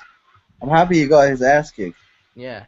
In the He, end, they tried to make it look like he was gonna pull out something lucky, like when Brock Lesnar hit his head on the pole and he started bleeding. I think that was actually an accident. I don't even think that the blood was scripted there. When he started bleeding, it actually made it look like, oh, like Brock Lesnar effed up. He screwed around too much. Maybe Roman can pull this out because the guy is looking dizzy at this point. They actually told that in such a good way. Like even if Roman won, I'd feel like okay, he's not better than Brock Lesnar, but I understand why he won. But so even if he did win, that would have made sense. But the way they wrapped it up was perfect. It didn't bury anyone. Hmm. yeah, I just think that at the end of the day, there with the whole story, WWE. I think WrestleMania was really good. Like I said, I just feel like with some of the matches, I just didn't bother watching because I felt like I'm probably gonna get the same old, you know. Yeah. Did you hear what happened during the Sting Triple H match? Well, I did see the highlights slightly, and I did see that the NWO did come. It was kind of a joke, honestly. It went on for like 20 minutes or more or something. The DX comes out, NWO comes out, Shawn Michaels comes out. It was kind of one thing like they broke out everything they had, but the match overall it was kind of like it was an average old school wrestling match, like the pacing as well. Huh. You know It what? wasn't You know that what I great. don't like? I I'm actually I'm not happy that WWE, EC WCW, like back in the days, Yeah, um like I I used to watch the WCW highlights, the pay-per-views and yeah. that, and I feel like some people they say that WCW used to be really epic. Even WWE used to be epic at the time when it was. WCW is overrated, but go on. I'll comment on that in a second.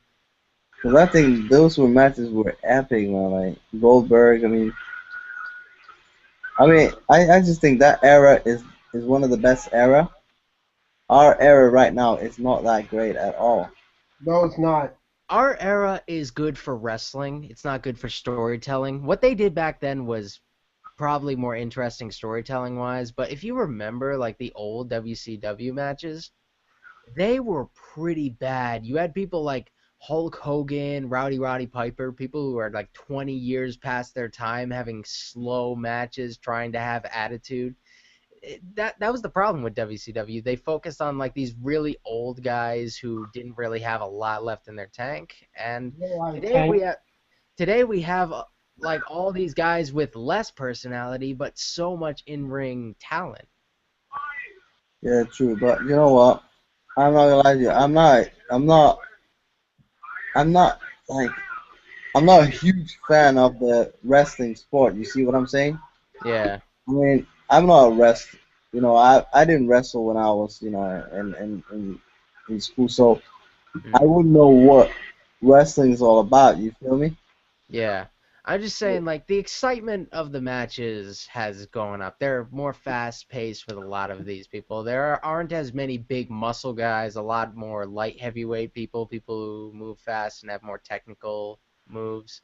It's I feel like the added story. to the I excitement. remember The Rock, for instance. The Rock is so epic, like with his speech. But some of Yeah. his speeches are just terrible, when he says Oh like, yeah, absolutely. he's always like, you know what he's gonna say? He's like, what does he say? It doesn't matter what your name. I'm like, shut the fuck up. You keep repeating. He's a walking catchphrase, and sometimes you It like it, doesn't sometimes you don't. matter what your name is. I'm like, you shut your mouth, bitch. I was a Stone I'm Cold gonna fan. not say this I because some don't people know. are gonna get really upset for me saying this. I was always more of a Steve Austin fan though. Yeah, Steve Austin wasn't I'm as Steve Austin fan repetitive. as Even well. when he Like, was repetitive, he had his own twist on things. Yes. I actually totally agree. I am a Steve Austin fan. Steve Austin is my favorite of all the wrestlers. And Actually, early in his I career, he was also like Chris Jericho as well. Like Chris Jericho is a good Chris example. Jericho is cocky, and I used to like Kurt Angle. Kurt Angle was like a real Kurt wrestler. Angle was great. I He like still is. Kurt I think he's still in TNA right now. He's still Yeah, doing. I think he's about to retire or something. I think the reason why he's there is just to give those guys. Mm, Someone said Luffy's gonna I kill. I like Kurt Angle because like Kurt Angle, he used to be like the Olympic hero, and I yeah, believe he went to school like Brock Lesnar. yeah. Because didn't Brock Lesnar isn't he like a real wrestler? Oh yeah. Oh, I forgot he was in that arc. Wow. Huh? What's up? Wow. I said I forgot he was in the arc. What? I have no idea what's going on right now. No, I was reading comments on another video. Like I don't look for comments. It says big long class Kylo info Sabo. And I was like, wait, I forgot he. I That was like, guy. wait, I forgot he was in the arc. Things get drowned out when there's so much stuff. So you're gonna forget something. Huh. I guess he didn't really have that much of an impact on me after all. Mm. So, uh, how do you feel about John Cena having the U.S. title? Is John Cena having the US title? Yeah. I mean, honestly, I really don't care about John Cena. I'm Mm. not a huge John Cena fan, honestly. How I do dare like you? I do like him when he does a lot of charity for kids, and the kids do like him, and he is a good role model as well. So I Yeah. mean, I can't say much about that. I'm How not Can't hate on I'm that not part the of him. hugest John Cena fan though. I will say that. Me neither, really. But I I still do think like this is him when probably the best thing that's happened to the U.S. title in years. actually I did used to like him when the after the Attitude Era when he used to be like a rapper or something. Yeah, that was an interesting time. That was What definitely an was it interesting ever? time. He used to be like, he used to be ruthless aggression. I That's what he used to appreciated like. that gimmick actually. A lot of people look back on it and laugh at it. I do too sometimes, but it wasn't the worst gimmick. It wasn't. People have Nah, man, tried I to used do to stuff like like that him. in the past, and I he kind mean, of pulled it off in a way a lot of people didn't. he was John a Cena big. truth. What? Actually, back then he used to kind of struggle with his opponents. Yeah. So I kind of do like that part because Yeah. he didn't used to he didn't he used to have those cheap wins where now WWE just gives Yeah. him here's the win. John Cena won. Yeah. Now that he has the U.S. title, he's doing like weekly title shots, and he's like the problem I had with John Cena, his matches got a little boring because he kept wrestling the same people like Randy Orton over and over again. He wrestled The Rock at WrestleMania twice, which John. come on, The thing is, we had Randy Orton became what did he became? He became face now, didn't he? he's always been he's going back to his anti-hero thing. He's trying to do a stupid anti-hero thing. So I guess he's a face when he's facing Seth Rollins. It Yeah. Wait, I thought Seth Rollins was a face. what? I thought Seth Rollins was a face. No, Seth Rollins is a heel. Is He's Oh, the that heel from he's the biggest thing as guy well? from the Shield that yeah, broke off and yeah, became a yeah, heel. sorry, I got confused. Yeah, yeah, I Even got confused. what's his name? Um, even what's his name? Dean Ambrose. Yeah. He's a massive face, bro. Dean Ambrose is pretty awesome. Yeah, I do like him. He's like he I doesn't. like all the guys from the Shield, honestly. They were all good. Yeah. They were all at least good. Yes. I like how Dean Ambrose is like, I don't give a damn. Like Like Dean you like Ambrose, that match he's on like Raw? an Remember that match of Raw after WrestleMania when Dean Ambrose versus John Cena? yeah. That, You know, that's what I like about this. John Cena, he can have good matches, but his matches get so stale when he's wrestling that the match same was person over really and over awesome again. though. Dean Ambrose almost beat John Cena. Yeah, Dean Ambrose and him, they actually had a cool match. It was nice and back and forth. It let Dean Ambrose shine a little bit, and John Cena didn't look half bad because he was wrestling somebody fresh who could call a decent match. Yes. But then John Cena pulled that Cena power. Yeah, but I don't mind him winning. He just won the title. And then he had another match with Cody Rhodes or Stardust the week after, and it was really good. He's been having really good matches because he's wrestling these young, enthusiastic people. I've referenced his first match with Cesaro so many times because that's the one that gave me hope that Cena can actually have good matches if he's I put keep against forgetting who somebody I that. haven't seen him wrestle 1,000 times. I kind of keep forgetting who this Cesaro is. I don't remember what he looks like. He's kind of forgettable, but he's the tag team champion now. He's some Swiss guy. I don't know what. I don't know. They don't That's know a, what to do with them right now. see, that's the problem. I don't remember a lot of these guys. I keep hearing their names and I might see their faces, but I don't put two and two together. Yeah, very few of the new guys have found their gimmick. Like there's Bray Wyatt, he found his gimmick. Dean Ambrose, he seems to have kind of found his place. Dean Ambrose is kind of like a new Stone Cold. I guess. I He's kind of trying to pull off the new, like a new, slightly more chaotic Stone Cold. I suppose. Like Stone Cold, he wasn't mentally unstable, and I guess if you add mentally unstable to the old Stone Cold character, and subtract a little bit of the language, then you pretty much have Dean Ambrose, because Dean Ambrose is a man of fewer words than Stone Cold was, really. So overall, he's got one. He's one of the characters, but Seth No, I Rollins, think he's the kind thing of is found a not character, and really. I Yeah, think the you thing still is have to find. They all got characters of their too own. many characters in WWE, and they're all WWE is trying to give them all the spotlight.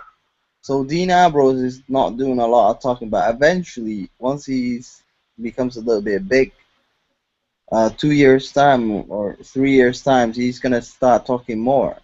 yeah, he talks when he's in an intense rivalry. He got out of his biggest rivalry that he had with Seth Rollins. When he did that, he talked plenty, but more often he spoke with his actions. He would like jump Seth Rollins a lot. He was like the guy who'd be That's what hiding people are inside a looking. trash That's what can people are waiting for looking him to at. walk by. They like that attitude. They do. Fans love that kind of attitude. Yeah, But he's kind of bringing like because at part the of end of the the day, Attitude Era into this era. no one wants a guy that just talks. So they like the fact that this guy was about the action. But Yeah, then man of you don't action. mind listening to a guy like that either on the mic. You Yeah, understand? Because yeah, he delivers. and he can cut a decent promo. The guy, he's clearly not one of those people who gets a terribly scripted promo because in behind the scenes, a lot of people get handed these scripted promos. Some of the more skilled guys, they get free reign to do what they want. People like John Cena, people like Paul Heyman, people who they can trust to do a promo well. And I think Dean Ambrose is one of those guys who kind of gets a little bit of free reign because they trust that he knows what he's doing. Mm. And also, what's his name? I was watching an interview of with Bray Wyatt, and Bray Wyatt was saying to this guy who was interviewing him how he doesn't do scripts. Yeah.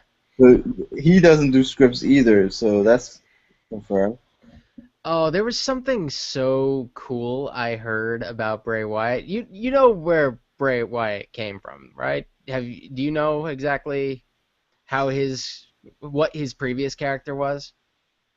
I don't remember. Uh, do you remember Husky Harris? Oh yeah, I do Yeah, remember. he was from the Nexus. Yeah, he went on to become Bray Wyatt. Oh, And some fans actually like tweet at him like, "What happened to Husky Harris?" And Bray Wyatt said something so cool, and this is probably the coolest response I've ever heard from any WWE superstar ever of all time. He says, uh, he needed uh, he needed a purpose, and I needed a vessel. And it's like so effing creepy. Like Yeah, that this Bray Wyatt, he acknowledges that he used to be Husky Harris, but he justified it in such a creepy way. You just don't even care. but that's the thing. You see, he had to wait. Yeah, Once you are in the position where you have a post, it's like a job. yeah, When you get a job, you're like on a period where you could get let go. yeah, So you have to pass those period of time, and then the company keeps you. So you got to perform, and I guess that's what he had to do when he was Husky Harris. So he had to obey and do everything they told him, and then after that time period, he can do whatever he wanted to do. yeah. So it's Uh, the it's same. more, it's Oh, probably more that they knew that character really wasn't doing it for him. mm, They he was probably thinking for a while before he changed into Bray Wyatt what he wanted to do. That's what most of the new NXT guys are. Most of the guys who come in from NXT, if you see them 6 months from now, they might be going by a different name. no, no, no, no, not Bray Wyatt. No way. Bray No, Wyatt. Bray Wyatt already did that. He already went through that stage. Yeah, he went through that stage. I mean, like Brock Lesnar, he never changed his name ever. Yeah. Well, He Brock actually, Lesnar wasn't really he wasn't an NXT guy. He's been around forever. what I'm trying to say. Brock Lesnar, he when he came to the company, he was like, I'm gonna be known as Brock Lesnar. Well, he was promoted by Paul Heyman. He didn't need any help besides that. Paul Heyman can make a career. Yeah. If you learn from Paul Heyman, you've pretty much made it. He's the mad scientist of wrestling. Mm. He's the reason CM Punk was as big as he was. Hmm. Let me just ask you this though. What do you guys? Are you sure about that? I don't think so. CM Punk, He built CM Punk up from when he was in Ohio Valley Wrestling. really? Yeah. And he gave him a big break when CM Punk went to the new ECW. He I was on didn't. the And then he W. ended up managing him later. I didn't actually realize that. Yeah. I think he was on the new ECW. He also made Beth Phoenix, who's one of the cooler divas they've What? had in the past That many years. man? That's Phoenix. What happened to her, man? I don't know. I I guess she mean, should what? have let go. One thing that I really hate about WWE, yeah, and you probably will agree, yeah. Probably. Um, Maybe. Superstars disappeared out of thin air, and WWE doesn't seem to acknowledge they're gone. It's A, like they just don't even talk about it. Like, oh, a Well, lot of no, the time when they leave, they try to fit it into the storyline. yeah, but some of them just disappear without a trace though. yeah, like for instance, there was a few characters that disappeared. MVP. What's his name? I forgot his name. The guy on the mic, I forgot his name. Uh, His name was Mr. Kennedy? Mr. Kennedy. Yeah, Later what known as happened? Mr. Anderson? Yeah, him. Yeah, I honestly And then he went don't to remember what. what's his I, th- I, name? I think they didn't acknowledge that because I think he was on steroids or something. What about JFK? Wasn't there a guy named JFK or something like that? You know what? I think I John don't know. Cena's on steroid, man. I don't care, man. They're I all don't on know. steroids. It's most likely. I don't know. I would say it's definitely possible he's delved into that. He clearly works hard too. So I I don't even know honestly these days. It's kind of hard to tell with a lot of people, even the smaller guys. Yeah, but what about Sometimes guys you like think they've MVP done it. though? He just faded out of existence. I miss MVP. One of my favorite rivalries of before I fell out of wrestling, like which wasn't that long after like Chris Benoit died. Uh, No, Chris don't call me that. Yeah, Chris Benoit and MVP had like an amazing rivalry. Yeah, MVP as Why he just well. Wait, is that why MVP disappeared? I doubt it. And I'm still kind of annoyed about the whole Chris Benoit thing. How they just pretend he don't exist. Yeah. I No, you don't understand. Randy Orton found the World Heavyweight Championship. I still can't get over that. They said that. No, it was a comment I read somewhere. It was on a comment of the video of the match with Randy Orton when he beat Chris Benoit for the World Oh Heavyweight wait, Championship. you know what? You know what? I think I saw that comment before. He was like, no. Randy Orton found the title at SummerSlam. I actually saw that comment. I now remember. That was funny. Yo, I was like, yo, that's so wrong though. That's probably. I was surprised for them doing a storyline like that. He just found it. It was lying in the street somewhere. Yes, I'm the champion now. It was up in the rafters somewhere. Yes. He found it at SummerSlam. Oh Uh, goodness. I'm so glad they still have SummerSlam. They replaced so many pay-per-views in the past bunch of years, and I'm glad they kept a few of them. Oh yeah. Survivor Series, SummerSlam, WrestleMania, those things that Yeah. just had to stay. Speaking of wrestlers that disappeared, did they ever say whatever happened to Finley? Finley? I don't know. Maybe his Yeah, contract I just don't know. expired. Yeah, what happened to all these guys, man? Like, there's so many guys that just like disappear out of thin air. Like That Bob bothers me Finley. a lot. I I don't don't know. think They that even kept Hornswoggle way longer than they kept Finley. I don't even know. I think Hornswoggle might still be with them. I think so. But I just found that weird that he just disappeared. I was like, it was like, what happened though? Bobby Lashley's another one that just disappeared out of nowhere. I He actually I don't gaining know. a fan base. He's like gone. I don't even remember what happened with Bobby Lashley. He was ECW champion at one point, and then ECW went under again, and then they changed it to NXT Oh, okay. and something. I don't know. Yeah, Maybe now maybe a lot of the ECW guys got let go. I don't know. He probably went to WWE for a little while after that. I feel like it only makes sense that he would have, but I don't remember, so I can't say. the funny thing is that most of them seem to be on TNA now. But I'm just saying, when did the transition happen? It just seemed like it randomly happened. That's, I don't know. I just thought that was kind of weird. It seemed like a lot of them don't give explanations for it. Yeah, a lot of new guys failed because of what's it called? A lot of the newer guys failed because ECW went under again. A lot of them just got let go after that because they just didn't have room for that because they were starting NXT, which was all uh, brand new guys, and these guys were already established, kind of, so they just got let go. So a lot of people probably got picked up by TNA after that. yeah, and also they Yeah, wanna when think about it. If they create a superstar, if they start with WWE from the beginning, and then WWE will create a contract for them, and they could say, oh, if you sell merchandise, those merchandise, 90% of it goes to us, and 10% only goes to you. You know what I mean?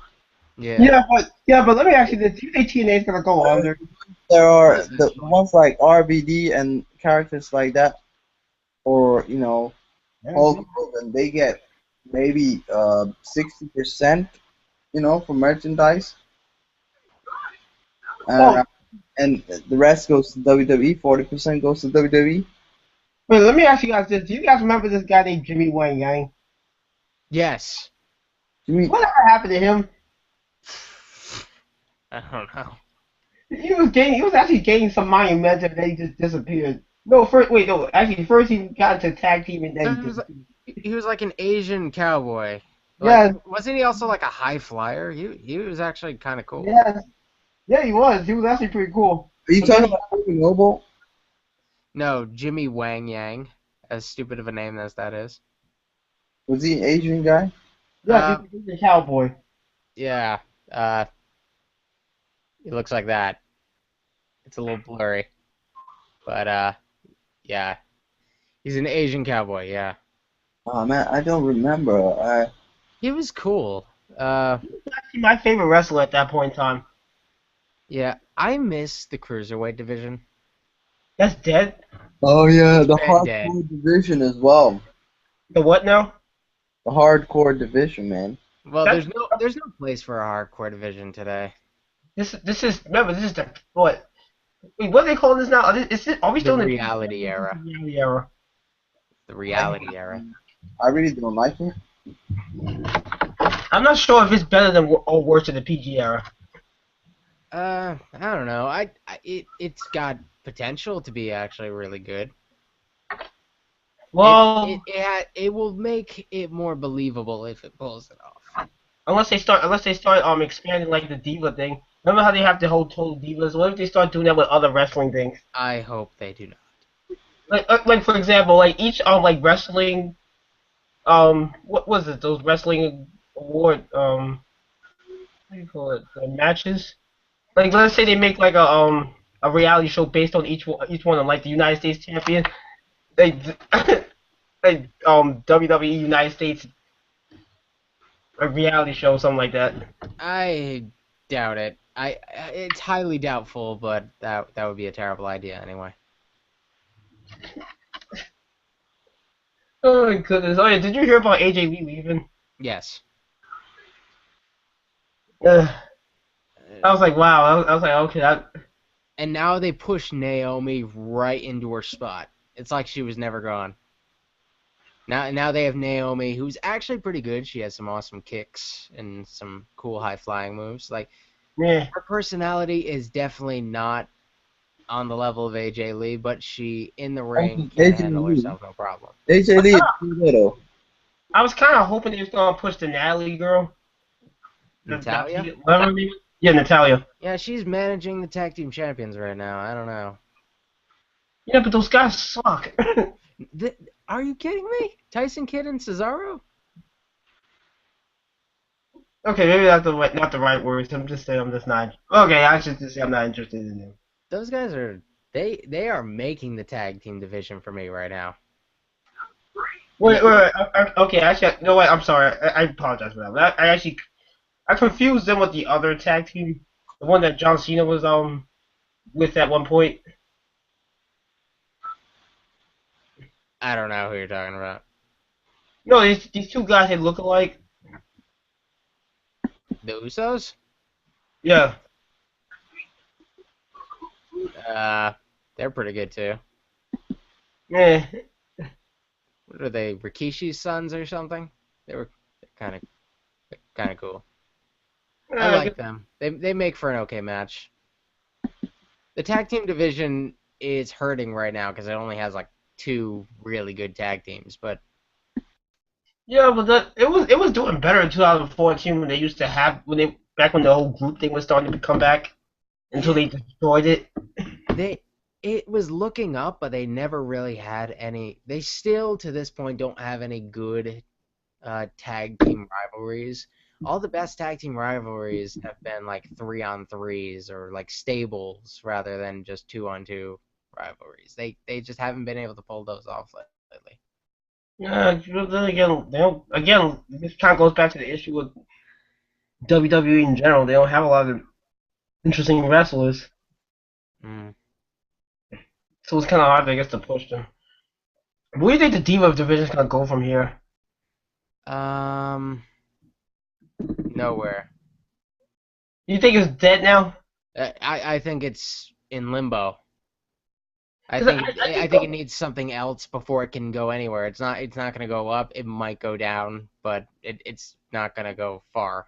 I mean, you still have Paige, but she can't be the only one that's gonna hold it. If that Hey, happens, we're just that's gonna why go right back to square one. So I think it's hey, gonna go downhill from this point on. they've got some people from NXT they'll probably bring over. Yeah, but I don't think that's gonna help at Try this to point. fill the void. We'll see. There are some talented people at NXT. Yeah, but they don't push them well, so I don't expect much.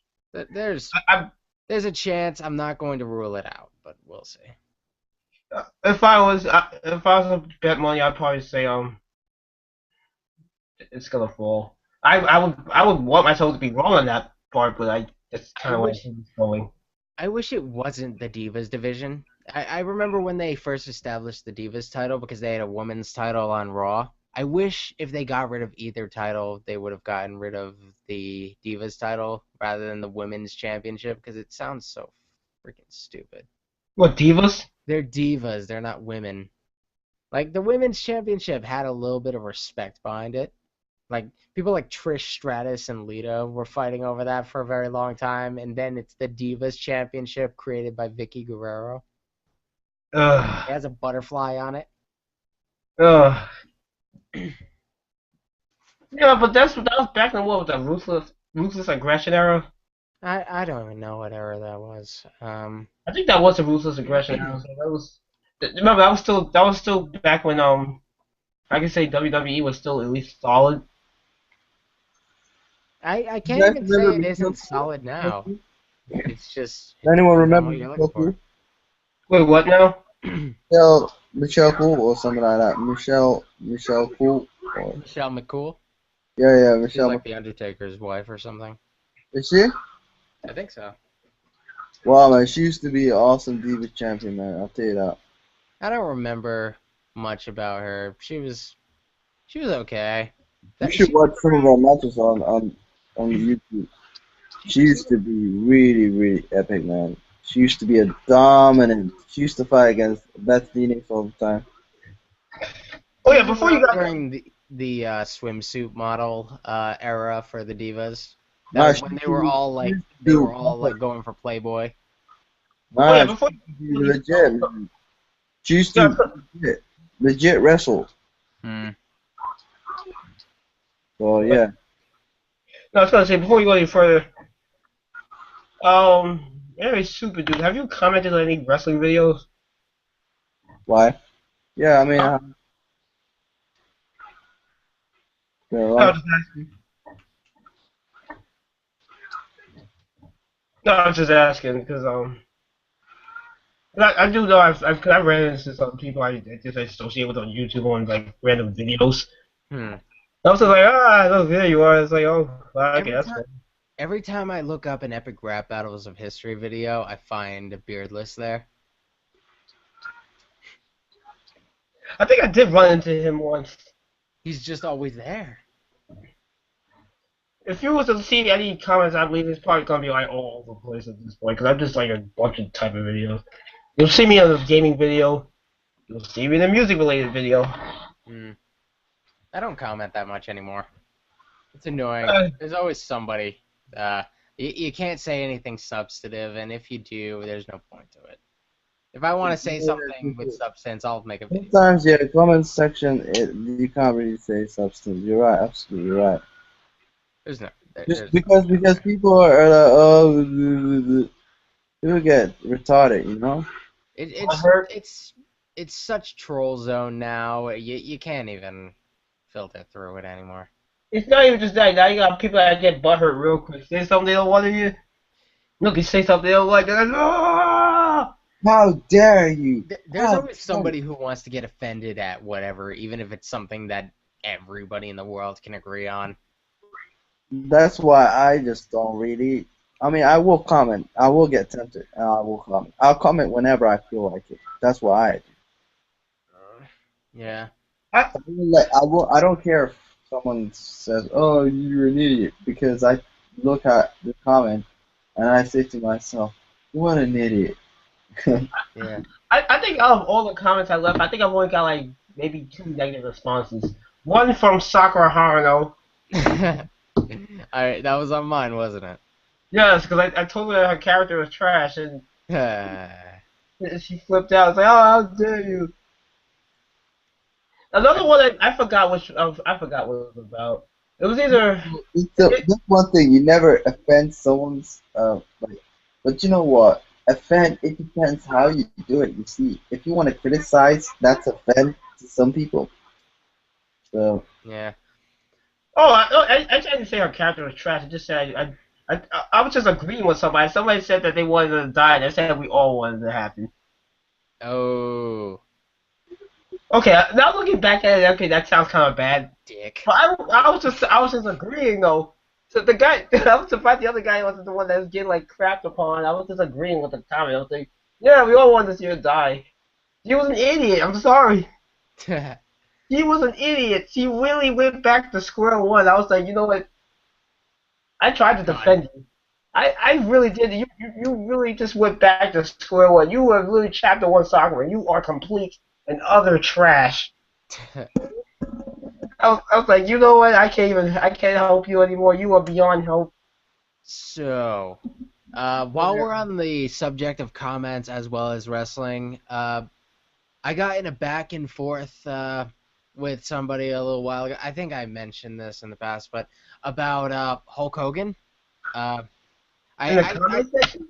I think I talked about this with you, Anthony, but I haven't talked to Super Dude in some time now, so I thought this would be a cool subject. Okay. I was it was on ECW One Night Stand 2006. It was Rob Van Dam versus John Cena, uh, and they're all ECW marks in the Oh comments. yeah, So I remember that fight. yeah, that was actually Did a really John cool Cena one. won, or did RVD beat him or something? RVD won, and he took the WWE Championship to ECW. Oh man, sick man. That was probably the only that was probably the best point of the new ECW. Besides that, most of it was trash.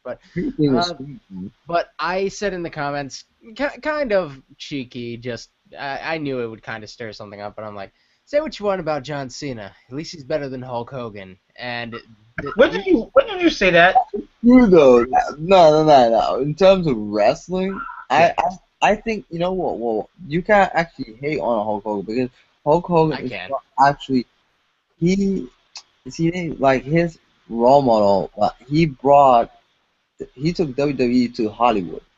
Yeah, I And don't really like role models he- that much. But I like bad the thing guys. though. This is the thing. WWE would not have been as popular as it is That's what they said to me. had it not been for Literally. guys like Hulk Hogan.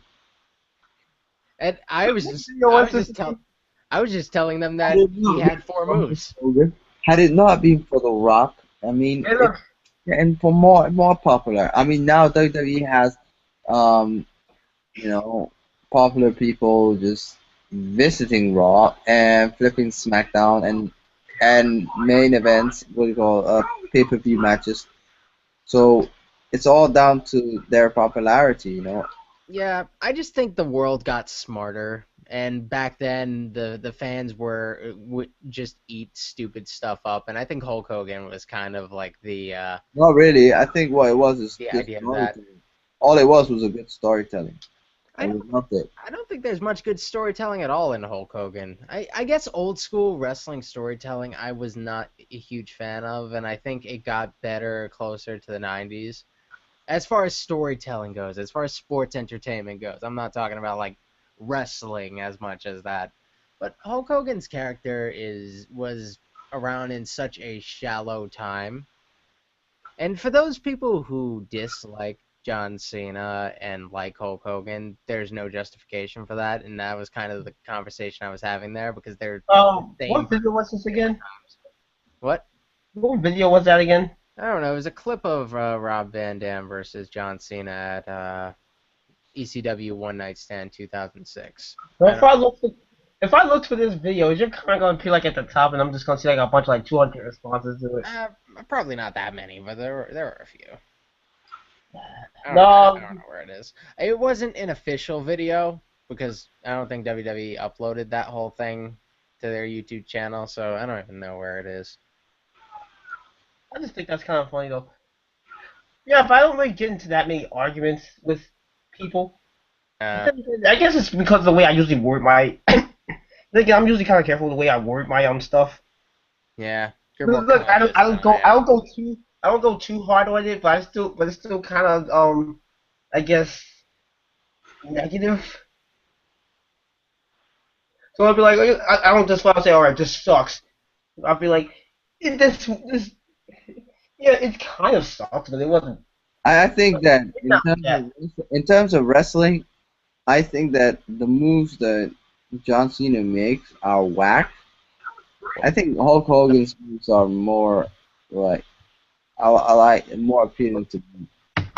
But what I don't moves did like the Hulk fact. Hogan? I don't like the fact that how John Cena's and his character never give up and stuff like. Nah, man, you do Yeah. give up, but But the other guys are not putting you on a real what do you call it? Submission basically. yeah, So he never gives up, which is something that I do not like. yeah. But how many Hulk Hogan moves do you know? Well, the leg drop was epic. That's it. That's pretty much it. And he That then was the point I was trying to make. and no. There's another move Like where, drop where you and a couple. punch him and he's like, don't do it, don't punch you in the face. And then you punch me and say, don't do it, don't do it. And then the third time you try to Really punch the him, no he's like sell. blocks it. And then Hulk that Hogan. move is epic, man. You can't deny that, man. Hulk Hogan created the no sell. He created the he goes into a state of Hulkamania and then nothing affects him. Yeah. That's pretty much his the most cartoony thing wrestling has ever No, had. that's epic, right? You can't appreciate, right, the entertainment value. I don't appreciate it because it was. I guess I just don't Come on, think it was man. as well You thought out at the appreciate it. time. It's not. When you see it, I was never a Superman fan, so I'm not a Hulk Hogan fan. no, it's not really a Superman. It's pretty much the same thing. How dare you not like Superman? Superman's boring. Come on, out of all the heroes I get Honestly, into, he's the most Superman is boring. boring. His I don't character like is boring. Superman. I wish. Superman and John Cena are the same, and so are John Cena and Hulk Hogan. They're just from different times. Right, Except I John Cena has more moves than Hulk Hogan, surprisingly. I know Superman. a lot of people think I'm a huge Superman fan because my name is Super, Dude. but I will tell you what, I do like the name, but like I said, Superman as a character It's it uninteresting. is not that great of a character, but he is powerful. Yes, that's just it though. He's powerful. That's all he really got going for him. No, he's not a likable. He's not really a likable character. Because he's a Boy Scout. Yep. Not enough complexity, I guess, in He's his. a soldier. He's not too complex, yeah. He does what he does what he's told to. Speaking of which, why did you change your channel? What? What motivated you to do Superman it? told you. What, me? Yeah, what motivated you to go from anime super dude to super dude? Because I'm Superman told him to. To be honest, I was like, a lot of things, man. I wanted to just change something, because I did gain a lot of subscribers, and if I did continue to stay, I would have reached 1,000 subscribers. But I just wanted to change a lot of things because I felt like everyone thought that I only liked anime, so Mm, and I don't. yeah. And the other thing is, I wanted to, yeah, basically that's one of the main reasons why I changed the channel, really. And I wanted to do other stuff as well, and I don't want people to just think I'm just all about anime. So a lot of my subscribers now that I do One Piece and they're discovering my channel, they're asking me to do a review on this episode and that episode. I'm like, yo, chill out. I'm Do you know what I trying. mean? Wait, I thought it's because some certain series would disappoint you. It was like, you know what? Like, okay, you read a chapter one day, it's like, oh, this chapter is trash. I'm done. Channel change. No. Do you know what? I honestly and also the time factor as well, which a lot of people don't understand. Like, it's not like I mean, some chapters or some series I just kind of like take a break from it. I'm hugely disappointed that Hunter x Hunter chapters are on hiatus. Yeah. I Um, wish it would just I have. mean, if Hunter x Hunter was not on hiatus, I probably would have kept the Animation 2 channel. Yeah. But now that Guys, even if well, it does come back, I'll probably review the chapters, and the anime probably.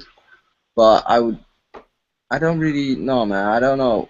I may return to back to the anime YouTube channel. I just want people to know, yo, I'm not about just anime, guys. Like, don't think I'm just about that anime. I do Yeah. like it. I do love anime, and honestly, I do like stories. Anime stories are really good, better than some of the TV stories. I've been meaning to ask you, do you still follow Bleach or did you drop it? Well, technically, I haven't dropped it, but you could say I have in a way because I'm not been reading it.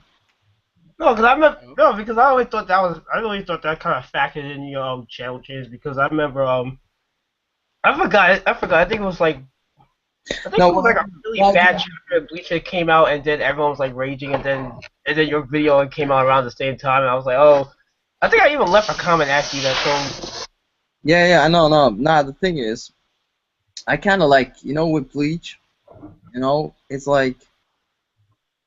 kind of like when you're reading One Piece, and when you're reading Hunter x Hunter, and then you read Bleach, it's not the, it's not on the same level almost. Do you see what I'm trying to say? There's a few characters that I like about Bleach, like Aizen, a big threat, you know. And I also like the villain, what drew uh, up Bob? yeah, Yuabak. But the thing is, and I do like the story, but it's just like it's too long. Like I just decided to just take a break because that's what I do. I put stuff on hold, after a while.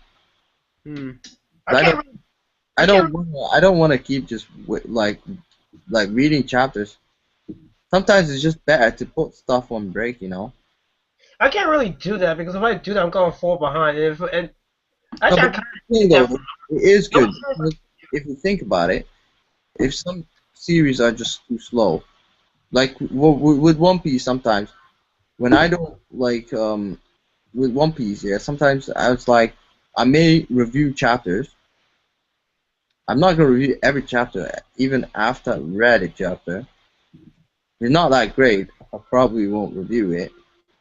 If I do want to say stuff or make a comment, make a share my opinion, then I will.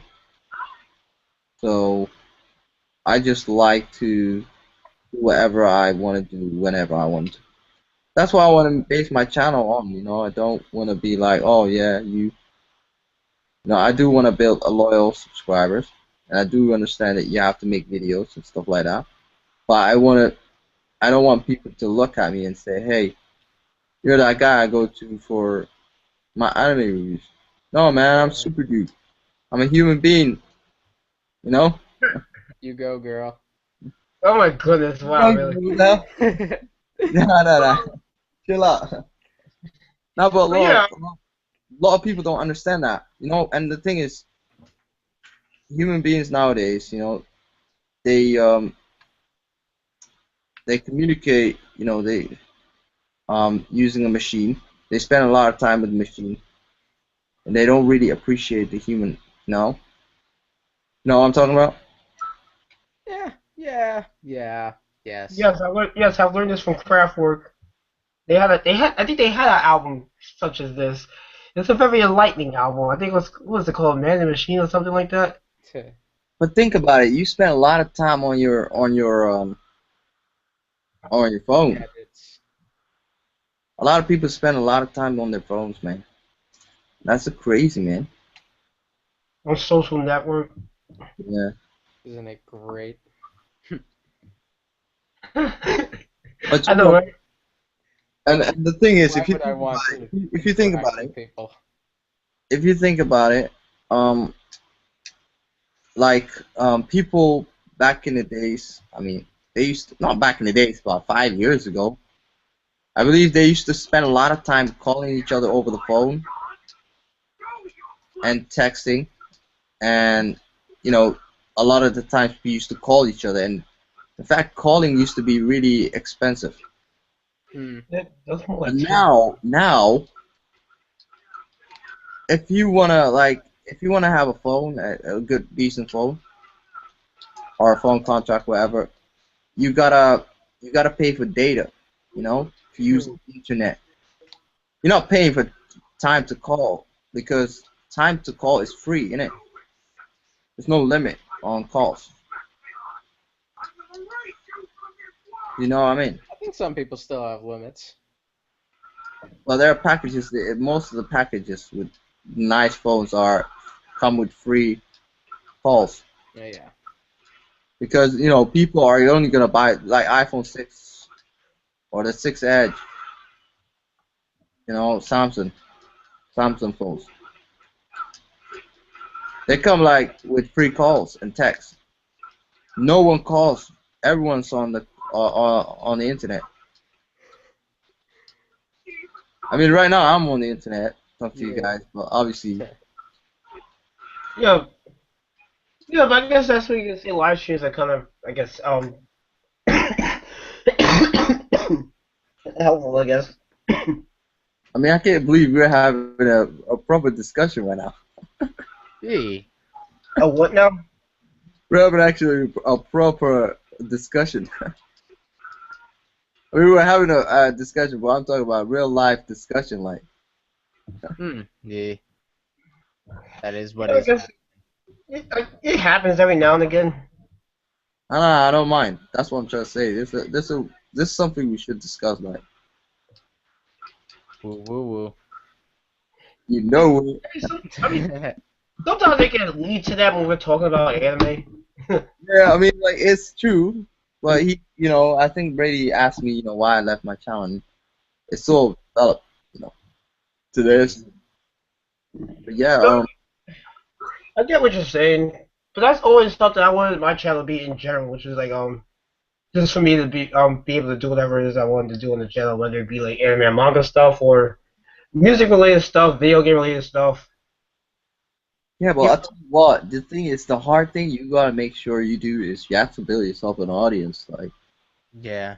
um, first of all, you gotta forget about people that subscribe to your channel. Like, you gotta think like this: the people that are supporting your channel really support you. I don't really have that many subscribers though, so Yeah, but not really, because sometimes people will subscribe and they know, like Brady's case, people will subscribe and then they'll hear, oh, you said something about One Piece. Oh, I'm gonna unsubscribe. Good guy. You know what? You're a prick for saying shit about Oda. What a dick.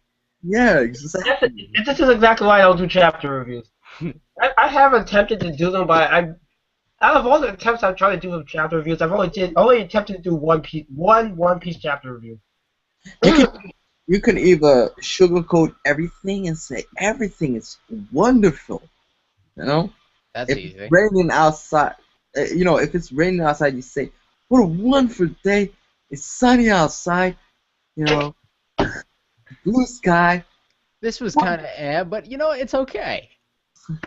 absolutely wonderful." Like, Then like I'll even say it's raining. I can't.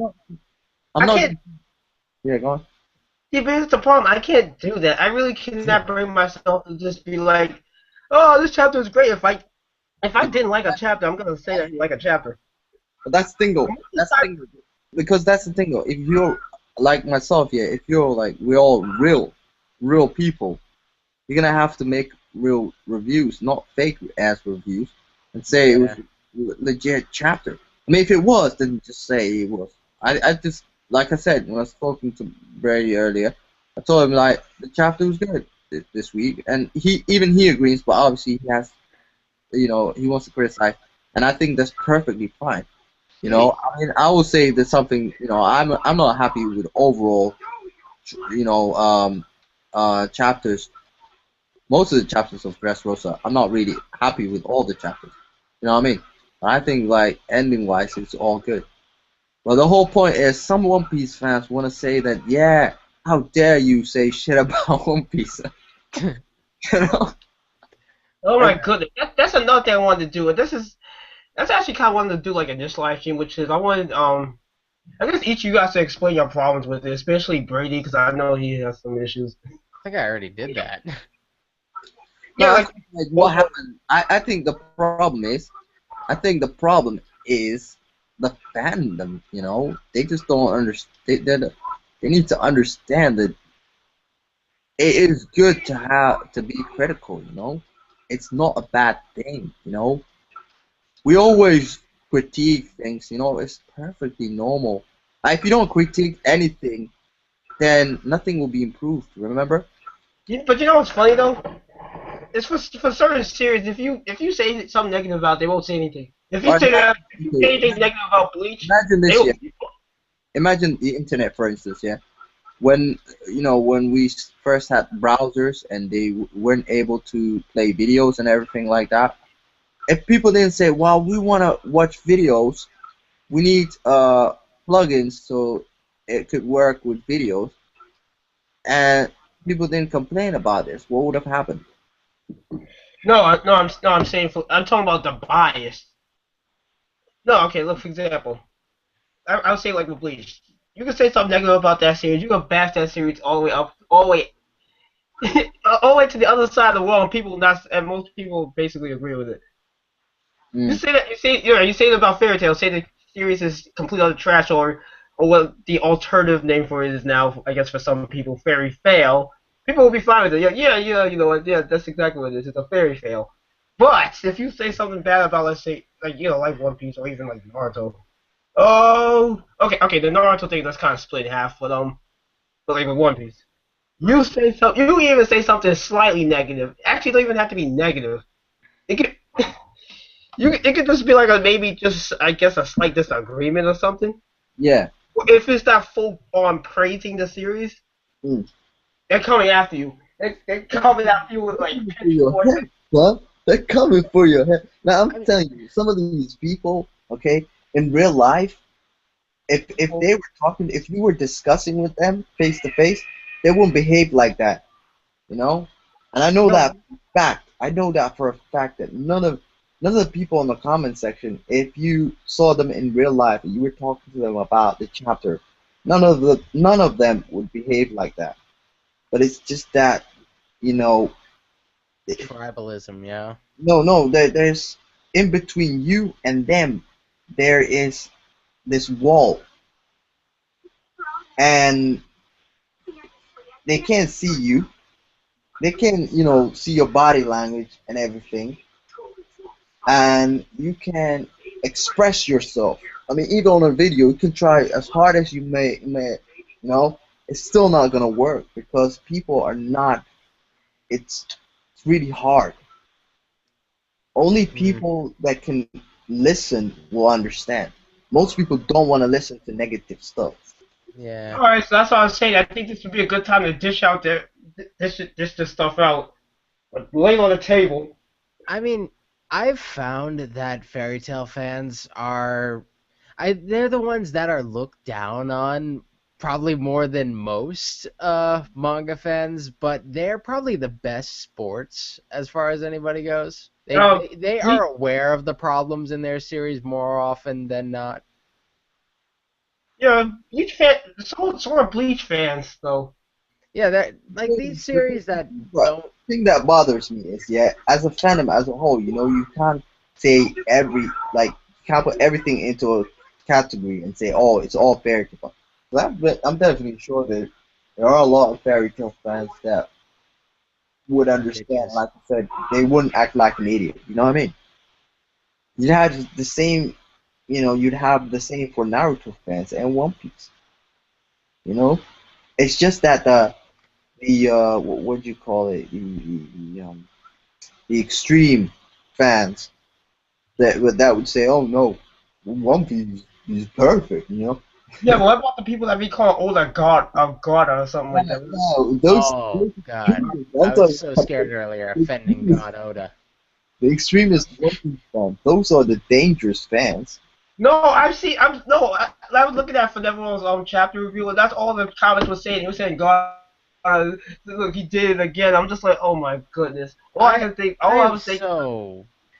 I mean, That's crazy. How can you call Oda God, man? that is so much. That is the God, reason worse. why I was so pissed off earlier because I don't usually watch reviews before I do mine, but this is one case where I was taking a little while to get mine out, and I watched a couple, and everybody was so happy. So I wanted to shit on their parade You're a little bit. jizzing? I just wanted to No, no, just no, no. shit in their No, birthday look, cake for a little bit. no, look. As I was reading, when I saw the whole Gear 4 thing, I knew everyone was gonna jizz. I just felt it. I just felt it as I was turning the page. I was like, all right, I know everyone in the community right now is just jizzing their pants. Like, oh, yes, oh, I can't take. I I was like, oh my goodness. that that And sure was enough, that's exactly what it was. I'm waiting for King Lightning's chapter review because I think it might be hilarious. I want, but probably no, come close. He a little comes bit like this, so like, dramatic. oh. Mm. Well, honestly, I'll tell you what. Yeah, I don't really care what people say about a chapter. But if I care someone, so much. I We're different I people. do care about opinions, but if someone is straight up fanboy and not really being critical, and I don't mind critical. I just don't think too much fanboy is not good. Yeah, but that's all they were doing. They were just fanboy. That does annoy me too. I guess that's also kind of why I went to your chapter review because I had a feeling he was going to be negative. I just kind of wanted to know what your thoughts were. I I I sometimes just I have a problem where sometimes I just want to go against the crowd, and I didn't even go against them. It just sounded like I did. It just sounded like I did because I wasn't doing what they were doing. I What was. you see all over the place like this? It's like I was having an argument with them, but I was on their side. Mm, It's one of those weird times where your tone makes you seem like you're against somebody who you're really not against. mm, true. But you did kind of. I was a dick. I was more making fun of the other reviewers than regular Yeah, fans. but the funny thing, how many reviews even got that chapter reviews out yet? Oh, I've seen at least 3 before that. I don't want to call out names because that would be a dick move on my part. But I already called out like what 3 of them. yeah, but that's King of Lightning. Come on. Oh, Okay, very good. like he's fair game. I'm sure he's a good sport. Or Yeah, not. I don't know. as long as you're not dissing him, then that's a whole nother story. But I, then again, that'll be beneficial for you, right?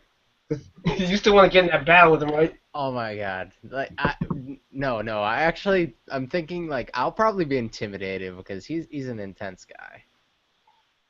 Okay, well, don't punk out now though. So some people's levels of intensity are so overwhelming. One day I shall debate him on something. I don't know what it is. One Piece.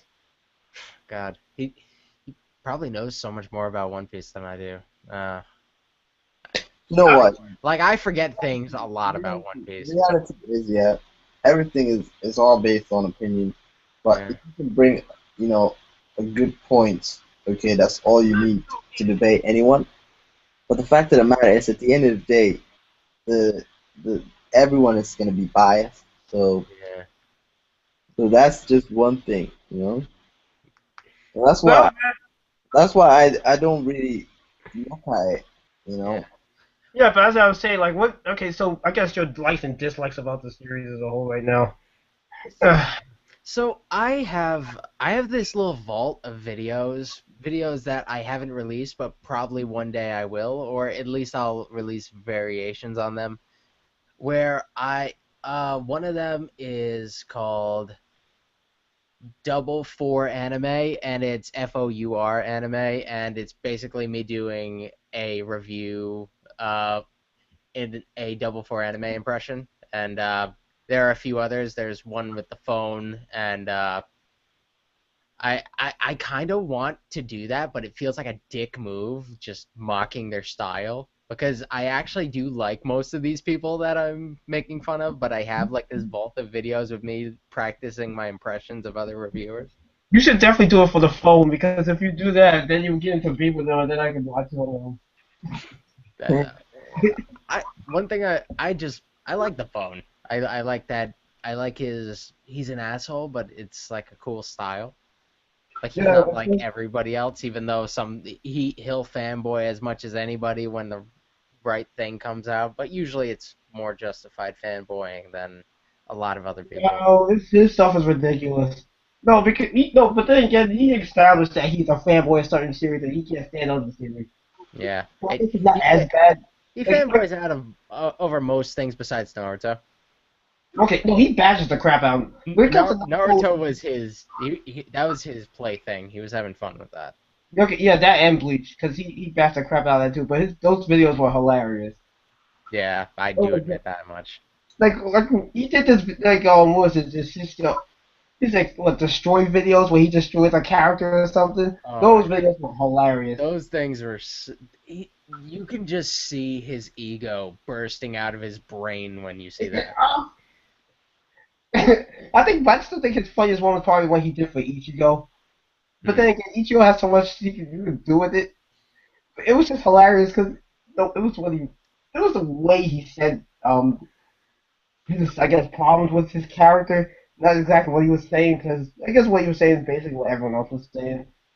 Yeah. But it's just the way he was saying like, yo, he has a funny style. His delivery is awesome. He doesn't even feel like that much of an anime reviewer. He seems like a comedian, and he that's just his outlet. Yeah. So what do you think about that? Look, Anime Mafia is back. What do you think about that? What the F is that? It was a group that the phone was part of with what was it? It was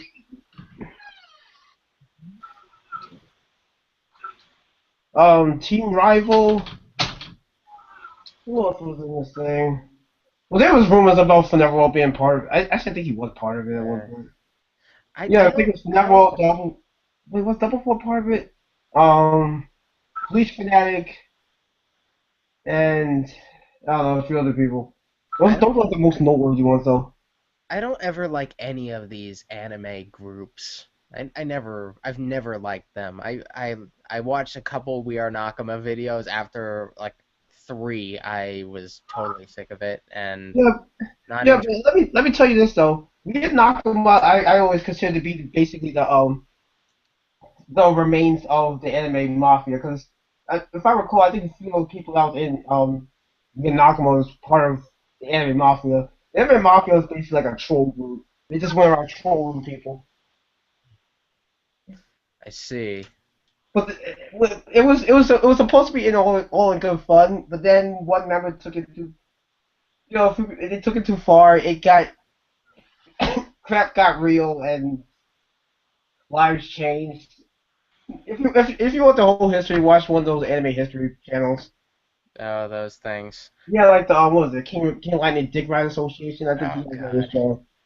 I see that guy everywhere. He's funny. He is funny. Oh yeah, like Stoop the historical thing. He, as I said earlier, I think he responded to the live stream. I guess he might be watching. I don't know. You know, it'd be funny if we actually appear on this next video. Yeah. Look at anime history. Look, then we can see. Look, we made it. Chill out, man. Chill out. Easy. Anime history ain't gonna make nothing, bro. And if he does make something, it's an insult that he made it. Woo! Still works. No, I was just making a joke. It'll be insulting me, man. And Oh, don't take insult lightly. I'm joking, man. He can do whatever he wants, man. Doesn't really bother me. no, I was just making a joke. I just think it would be funny though if we look. Like later on, I'm watching the video and then look, and this live stream is part of it. I'm just like, oh look, there you are. It's like yes. He's gonna humiliate you. Oh my goodness, I know, right? Yeah, Terrible. yeah. No, he's gonna use the Brady thing about him hating. Look. This guy's a glorified One Piece hater. He's gonna be the next storyline in the anime community. I would love to be the One Piece hater because then I would break out. I would finally break out my the phone 999 character, and I would just be in his character every single One Piece review. Maybe you should do that. I think that would be I fun. I would do that, and I would bash in the same way he did Naruto every single time. You know, I think you should do that. I think that'd be funny to watch. I I've thought about it. I have to perfect my impression All right, because if you do that, then I'm gonna be like that troll guy that's gonna like agree with you, like, yeah, what Piece stuff, yeah. That's so good. Ah! Oh god. Realistically, I would probably only do like one video per like impression. I wouldn't really I wouldn't run that shit into the ground. But yeah, I'm just saying, if you want to get more views, you probably should do that. Just look at how many responses you got to that video, though. that Eh, was a, that was a. I mean, look, you even had Laura commenting on your channel. yeah. You came out the woodworks. God, I hate that people. Actually, recently, more people have just been watching my videos in general. Just the views have gone up, the sub rates have gone up. Like maybe that's just they just happen to also be watching that one. Like they've actually been doing a little bit better lately. Was it because you've been taking some of the parts of our live streams into your channel? I have not put many clips. I put like 2 or 3 things from the live stream up there. Like maybe one clip per live stream usually, mostly because it takes time to cut and render it into a smaller version. So it takes a little time for that, and eventually I get around to it. And not all of it is concise enough to put into a video. Like sometimes we have a very fluent discussion that I really think that's going in. So we'll probably have something like that from this one. Well, we've actually been doing good lately. Yeah, we're doing very well. We're not a lot of dead air, no technical difficulties. It's been going well. Yeah, but I think we got the hang of it. And so we've been doing this for like what? Technically, we've been doing it for like a year now, right? Maybe two. The live stream thing. More than a year, probably. I don't know. Actually, live probably like a year. We did it for a long time without it going live. Yeah, we've had time to practice though. Yeah, so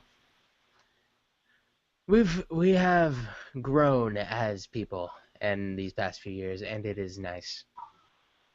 Yes. I have not grown at all. I can't even say that. I'm no different than I was 2 years ago. I can just speak better. Yeah, I'm okay. improving that as well. My public speaking skills have certainly improved from this, and that's one thing that I'm very happy about. Whenever I have to do a presentation, it feels good because it's like nothing. I do this for fun.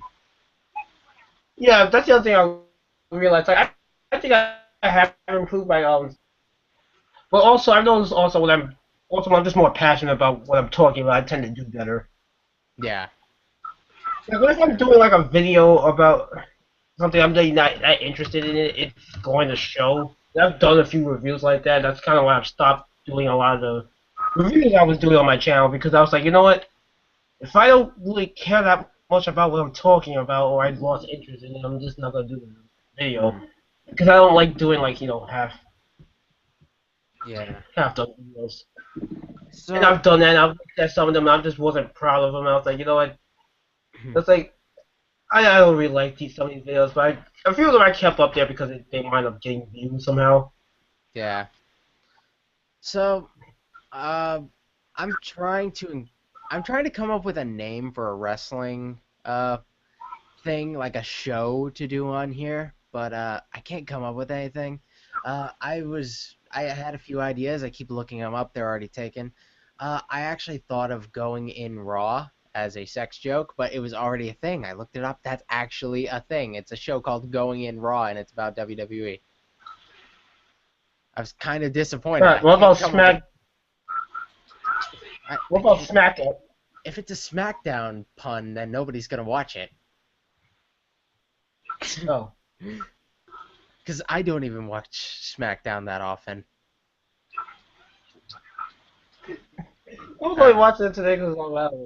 Actually, I Actually, watched half of it. SmackDown's been actually having some pretty good matches lately, so I can't hate on that. I don't know what else you can really say. Well, what's the opposite of raw then? I don't know. Cooked, Eight? baked. I don't think anybody will get it then. I don't know. I'll have to come up with some sort of pun. Or you could just say like the WWE Haloverse.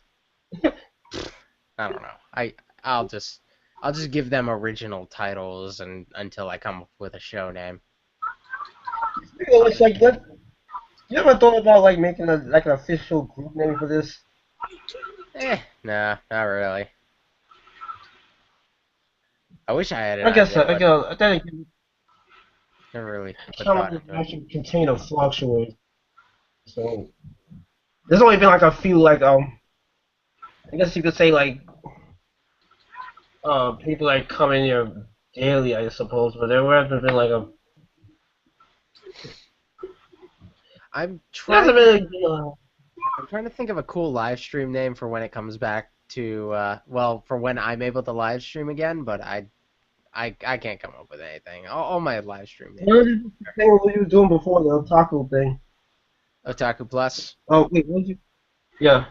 Oh, yeah, that was a podcast. It was a little bit different style. It was I don't know. I enjoyed doing that. I just didn't make it work. I think I need a bigger audience before I do podcasting because, it's a lot of material, and first of all, the structure wasn't really that good. You'd have to be into this series, and that series to be able to watch a good portion of it. Like it wasn't really the best way to go about it. I'd need a better structured thing before I do a podcast, but I What have some ideas for the future.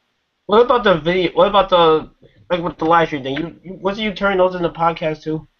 Yeah, I was making those available in audio version because some people because I had nothing else to put on my SoundCloud and I paid a good amount of money for an unlimited account, so that's How what I much was does that doing. cost? What? How much does that cost? I don't know. For unlimited, I don't know, like 100 something a year. What? No, that's way too much. It was cool for the idea I was going with. Like I was doing it consistently, and SoundCloud only gives you like 2 free hours or something. So I thought, it's worth the investment. So I tried it, and it was worth it. It was worth it for how much time I put into that. Or you could just make a bunch of accounts and then you can add two Yeah, hours. that's such a pain. But I don't want so many emails. Well, you can't use this. All right, actually that would be a problem. Who wants to have that many emails? You just created it after you finish with it. Just delete it. Hmm. Wait. Can you do that? Or no, that I don't negated. even I don't even know if that would work. Actually, that's a stupid idea. Never mind. Let's forget about that one. It's not very well thought out. No, that was definitely on a whim. I just thought that out of my head. Hmm.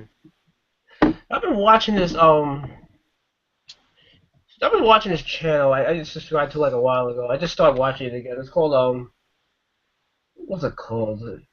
Oh yeah, it was Forgotten something. Oh yeah, Forgotten Media. Forgotten media. When this yes, when this guy in his words he said he digs up things that you may have not heard of or something like that. I Hmm. mean, you may have heard of, but they become forgotten over time.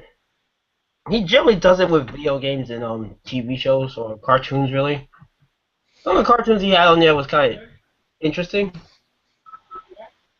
Like a few of them I remembered, and I was like, okay, I remember this show. I was like, whatever did happen to that show? Like for example, there's this one called. Do you remember this show called Out of Jimmy's Head? No. They had a movie for it first, and then they made it to like a TV show. For, I think for like a season, and then they got canceled. It was basically like it was like a live action show with cartoons in it. This kid he could see cartoon characters. It's like Space Jam. Yeah, sort of like that. Yeah. But it takes place with the kids in school. I forgot how old he was. It was like maybe like 10th grade or 11th or something like that. It was like around that age range. Like towards the end of like elementary towards junior high school, like around that age range. Okay.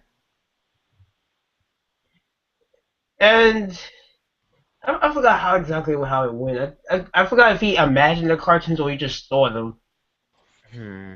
But it, but yeah, he would see them like in school and stuff, and As I said, I ran for like a season. I forgot how many episodes there were in particular. I see. Like there's like another cartoon I remember seeing that I knew this wasn't gonna catch on that much, or at least I know I didn't really care for it that much, so I wasn't really surprised it got canceled. What Hmm. was it called? Sheep in the City or something like that? Sheep in a city.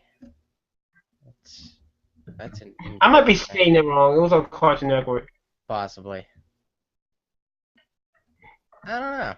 I don't know. I haven't heard of that.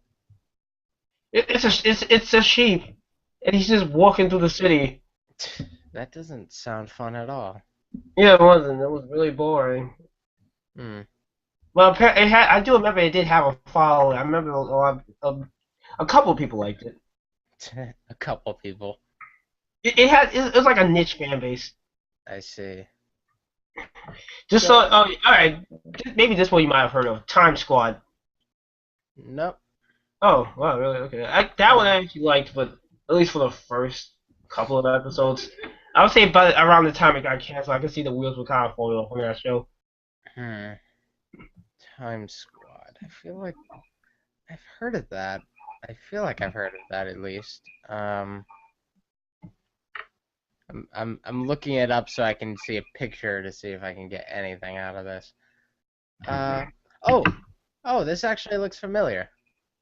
Yeah, I recognize these character designs, but I don't remember anything about it. Maybe I saw a commercial or something. Maybe it wasn't enough for me to actually see the show. I think they were like traveling through time, like fighting crime and stuff like that. That's kind of cool. All right. I remember this big buff guy with the what's it called? The X-Men glasses, like the Cyclops glasses. Yeah, yeah, that seems familiar. Let me ask you this though: do you remember a show called Megas XLR? I guess XLR. No, not off the top of my head. How do I explain this one? This one's kind of, I would say it's kind of like a Transformers thing, but with like a I guess XLR. kick. Oh, chicks dig giant robots. Yeah, yeah, I know that. Uh, I only remember the theme song. Now I know this show had a big following for some reason. I really could not get into the show. But then again, Uh, I hated the main character. That's it part of the reason why I like it. I don't know. It was kind of funny from what I remember about it, but it wasn't anything too special. I didn't like the character, that's why. So I couldn't get into the show because of that. I thought he was annoying. Plus, but then again, the other reason is because I'm just not big in the whole like fighting robots mecha thing. I've never Yeah, really been into the whole mecha genre, so me neither. The only anime I can think of that I really liked that was mecha was Code Geass, and that's not even the appeal. That's not even the main thing. exactly. Kokias has a different appeal to it. It was a I, psychological type of story more than the actual action behind it. That was kind of just a bonus. I think it was also because it kind of felt like a Death Note type of series. Yeah, because of the psychological warfare, that sort of thing, outthinking your opponent. And it didn't really matter the action. It was more like who could outthink the guy better, not who could overpower them better. Plus, a lot of people. I remember also a lot of people were making comparisons to like Light and Lucia at that point in time because both shows were out at the time. Hmm, interesting. I saw the similarities, but I think the difference is how where their characters, the direction their characters went. Oh, yeah. You can kind of say they're similar characters, but it's like two sides of the coin though. Hmm. So I've got to get going. I don't know what happened to Super Dude. He's there. But I gotta get going. It's about time. All right. As I was saying, like before, like next time, I guess you can. Er, I would say like next time you can like put out your, I guess your problems with One Piece, as well as the things you like about. Wait for it, fairy tale. yeah. Oh my God, people would hate that. Yes. Yes, I'm glad. The next stream is going to be one of the biggest troll streams ever. Okay, okay. So you go. I will have a whole speech about why Fairy Tail is so much better than One Piece. Not even necessarily that, but just why you personally enjoy the series. Fair enough. Yeah, and as well as If your you, problems with One Piece or whatever, just general I'm issues. I'm just saying, if anybody's seen my Fairy Tail reviews, I'm about as harsh during those as I was during that One Piece review pretty often, and Fairy Tail fans don't give a shit. Because they acknowledge that it has problems. That's They why. they get where the problems are, but they also know what about the series they like. They're secure about what they enjoy. Yeah, like with Bleach. Yeah, Bleach alone gets a lot of hate. the fans understand what they like, but they don't rule out the problems or even the possibility of a problem. That's more what today's problem was with me. It was them getting upset because I brought out up the possibility of a problem more than an actual problem. The funny thing is, I kind of disagree with you about the whole what you were saying about the gear thing. Yeah, so does the rest of the Only because I world. don't think they were that much the same. I thought they were a little. I thought they were executed a little better, at least better than the Super Saiyan thing. Yeah, that I pointed that out. I said that it's nice that they're unique, that they have their own little twists on each other. I just don't like the idea of it all being under a similar category, it all being elevated in a way that's very linear. I just don't like the formatting of that sort of a power up. I just don't really All like right, all right. I think people would see that as like nitpicking though. it. Yeah, I wasn't trying to nitpick too much. I didn't even think that was gonna be. I didn't think anybody was gonna care that much about that. I was just saying I'm not as excited as everybody else is. But yeah, Um, but maybe yeah, it's the timing of things. yes, it is the timing. You got it. You What more chose can to I come. say? You chose the wrong time to do it. Look, Yeah. after the whole fight is over, you can start doing that. But while this whole Gear 4 thing is just revealed, it's like everyone's like on as I said on Gizmo is like, ugh. And then you come in like, no, this is going like what? No, you I was the guy who came into a wrestling conversation is like wrestling's fake. I was that guy. no. Well, it's more like this. Like you came as no, it's like you came as the. I don't know if I should say it because that would be way too. I was gonna say like the tissue, but you get my point. Oh God. Yes, I said it. I think we should leave on that note. There was one thing. There's one last thing I want to ask you before you go though. One final thing. Okay, let's do it. I'm The prepared. bird cage thing. The what thing? You left a comment saying on the previous comment you said that with the bird cage you said that you didn't mention the bird cage because you were not good terms with it. What do you meant by that? Oh, I accidentally forgot to mention that what the involvement of Birdcage in that chapter. I actually just said that as a joke because I forgot all about mentioning that in the spur of the moment. I was kind of just covering my ass on that one. I was expecting that comment to get a lot of hate, like, oh, how dare you, you. that I think most people kind of got like, oh, he's kind of messing with. I knew it doesn't have a very serious tone to it, so either way, if I don't elaborate on it, they have no reason to care. Overall, it Well, was just me saying I totally forgot to mention Birdcage, and I'm gonna make a joke about it. well, if you said it this week, I think that would have been a different situation. Oh yeah, well, the Birdcage part was probably the best part of the chapter. When people maybe say that the inclusion of Gear 4 was the best part of the chapter, that's probably the best part of next chapter. The best part of this chapter was Doflamingo talking about the repercussions of Birdcage. What if Gear 4 doesn't meet your expectations or it's just trash? Are you gonna bash it? I am going to say I was right the whole time, and I will double down, and I will forget that I even said today that maybe I was being a little harsh, and I will just go right back into that. I will See, go back on it, and I will go harder. See, here's the thing. I wouldn't even admit if I was let's say if you was wrong, I wouldn't even admit I was wrong. I was be like, look, I was right the whole time. Look, but you said that this so and so was gonna this was gonna happen. Delete the video, remake it, and be like, what? I never said that. I knew I was right. Yeah, I try not to delete my Oh, videos just because they get a negative reaction. I've had some that get some pretty. One that I wanted to delete was when I commented on Screw Attack's death battle with Kirby versus Majin Buu, but mostly because the comments just would like the arguing comments just wouldn't stop, and I just wanted them to go away for a while, and then I just stopped getting. Then I just said it, so I stopped getting notifications from it, so I'm fine. So I just you left a ignored that comment on that video's video? existence. What? Wait, you left a comment on that video? Oh no, I did a video response, pretty much defending it because for Neverworld came out like, there's no way Majin Buu would lose to Kirby, and Double Four Anime did the same thing, and I just decided to come out and I'm like, you know, Didn't Keep I Writing also do a response to that? probably more probably like But I everybody think was like they hate anime fans, but that's not really the case. Most of these people just don't get Kirby. I think a lot of people don't understand how powerful video game characters and comic book characters truly are.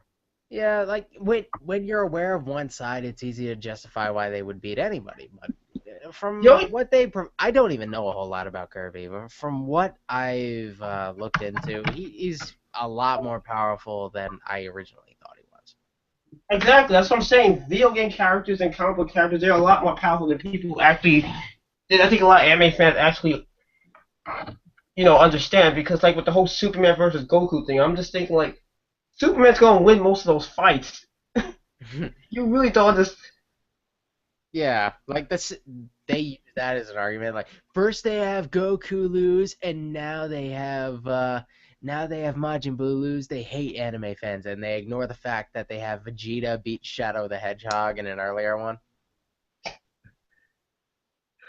They're like, no, they hate all anime fans, and they just ignore the fact that this video with that, and then later on they have one with Toph from Avatar: The Last Airbender versus Gaara, and that was an interesting fight. And I was like, I'm totally gonna do a response to this. Then I remembered how the reaction was to my previous one, and I'm like, I think I'll stay out of this one. I want to see you do a reaction to that. It's too late. I'm not doing it at this point. Honestly, with that one, I actually don't even know who I would pick. They had Toph win, and honestly, it seems rational. I mean, if Toph is like the most powerful Earthbender in the Avatar series ever, and the Gaara that they show is the one with Shikaku, so it was during the Chunin exams, the one that young Naruto beat. So I was thinking, if little Naruto can beat that one, Toph can probably take care of it. Yeah, but a lot of people complain that that they use the most powerful form of Toph and the weakest form of Gar. Yeah, if they used the most powerful form of Toph, it would have been the one from Legend of Korra from when she's not an old lady, but when she's just in her prime. They would have used that form of Toph. So neither of them were at their most powerful. I think they were doing both of them in their original form. Toph,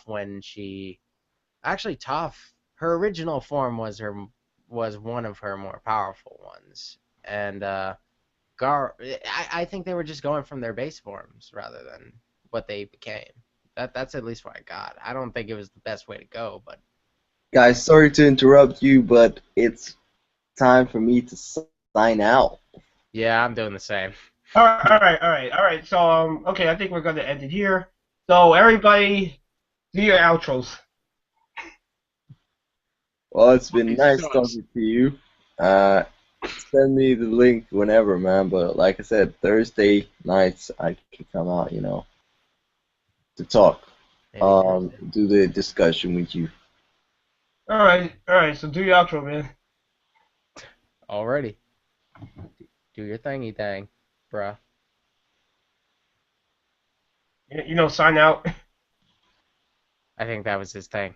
All right, never mind. All right then. All right, your turn, Brady. Uh, One Piece sucks. Fairy Tail for the win. Uh, Ma- How dare you?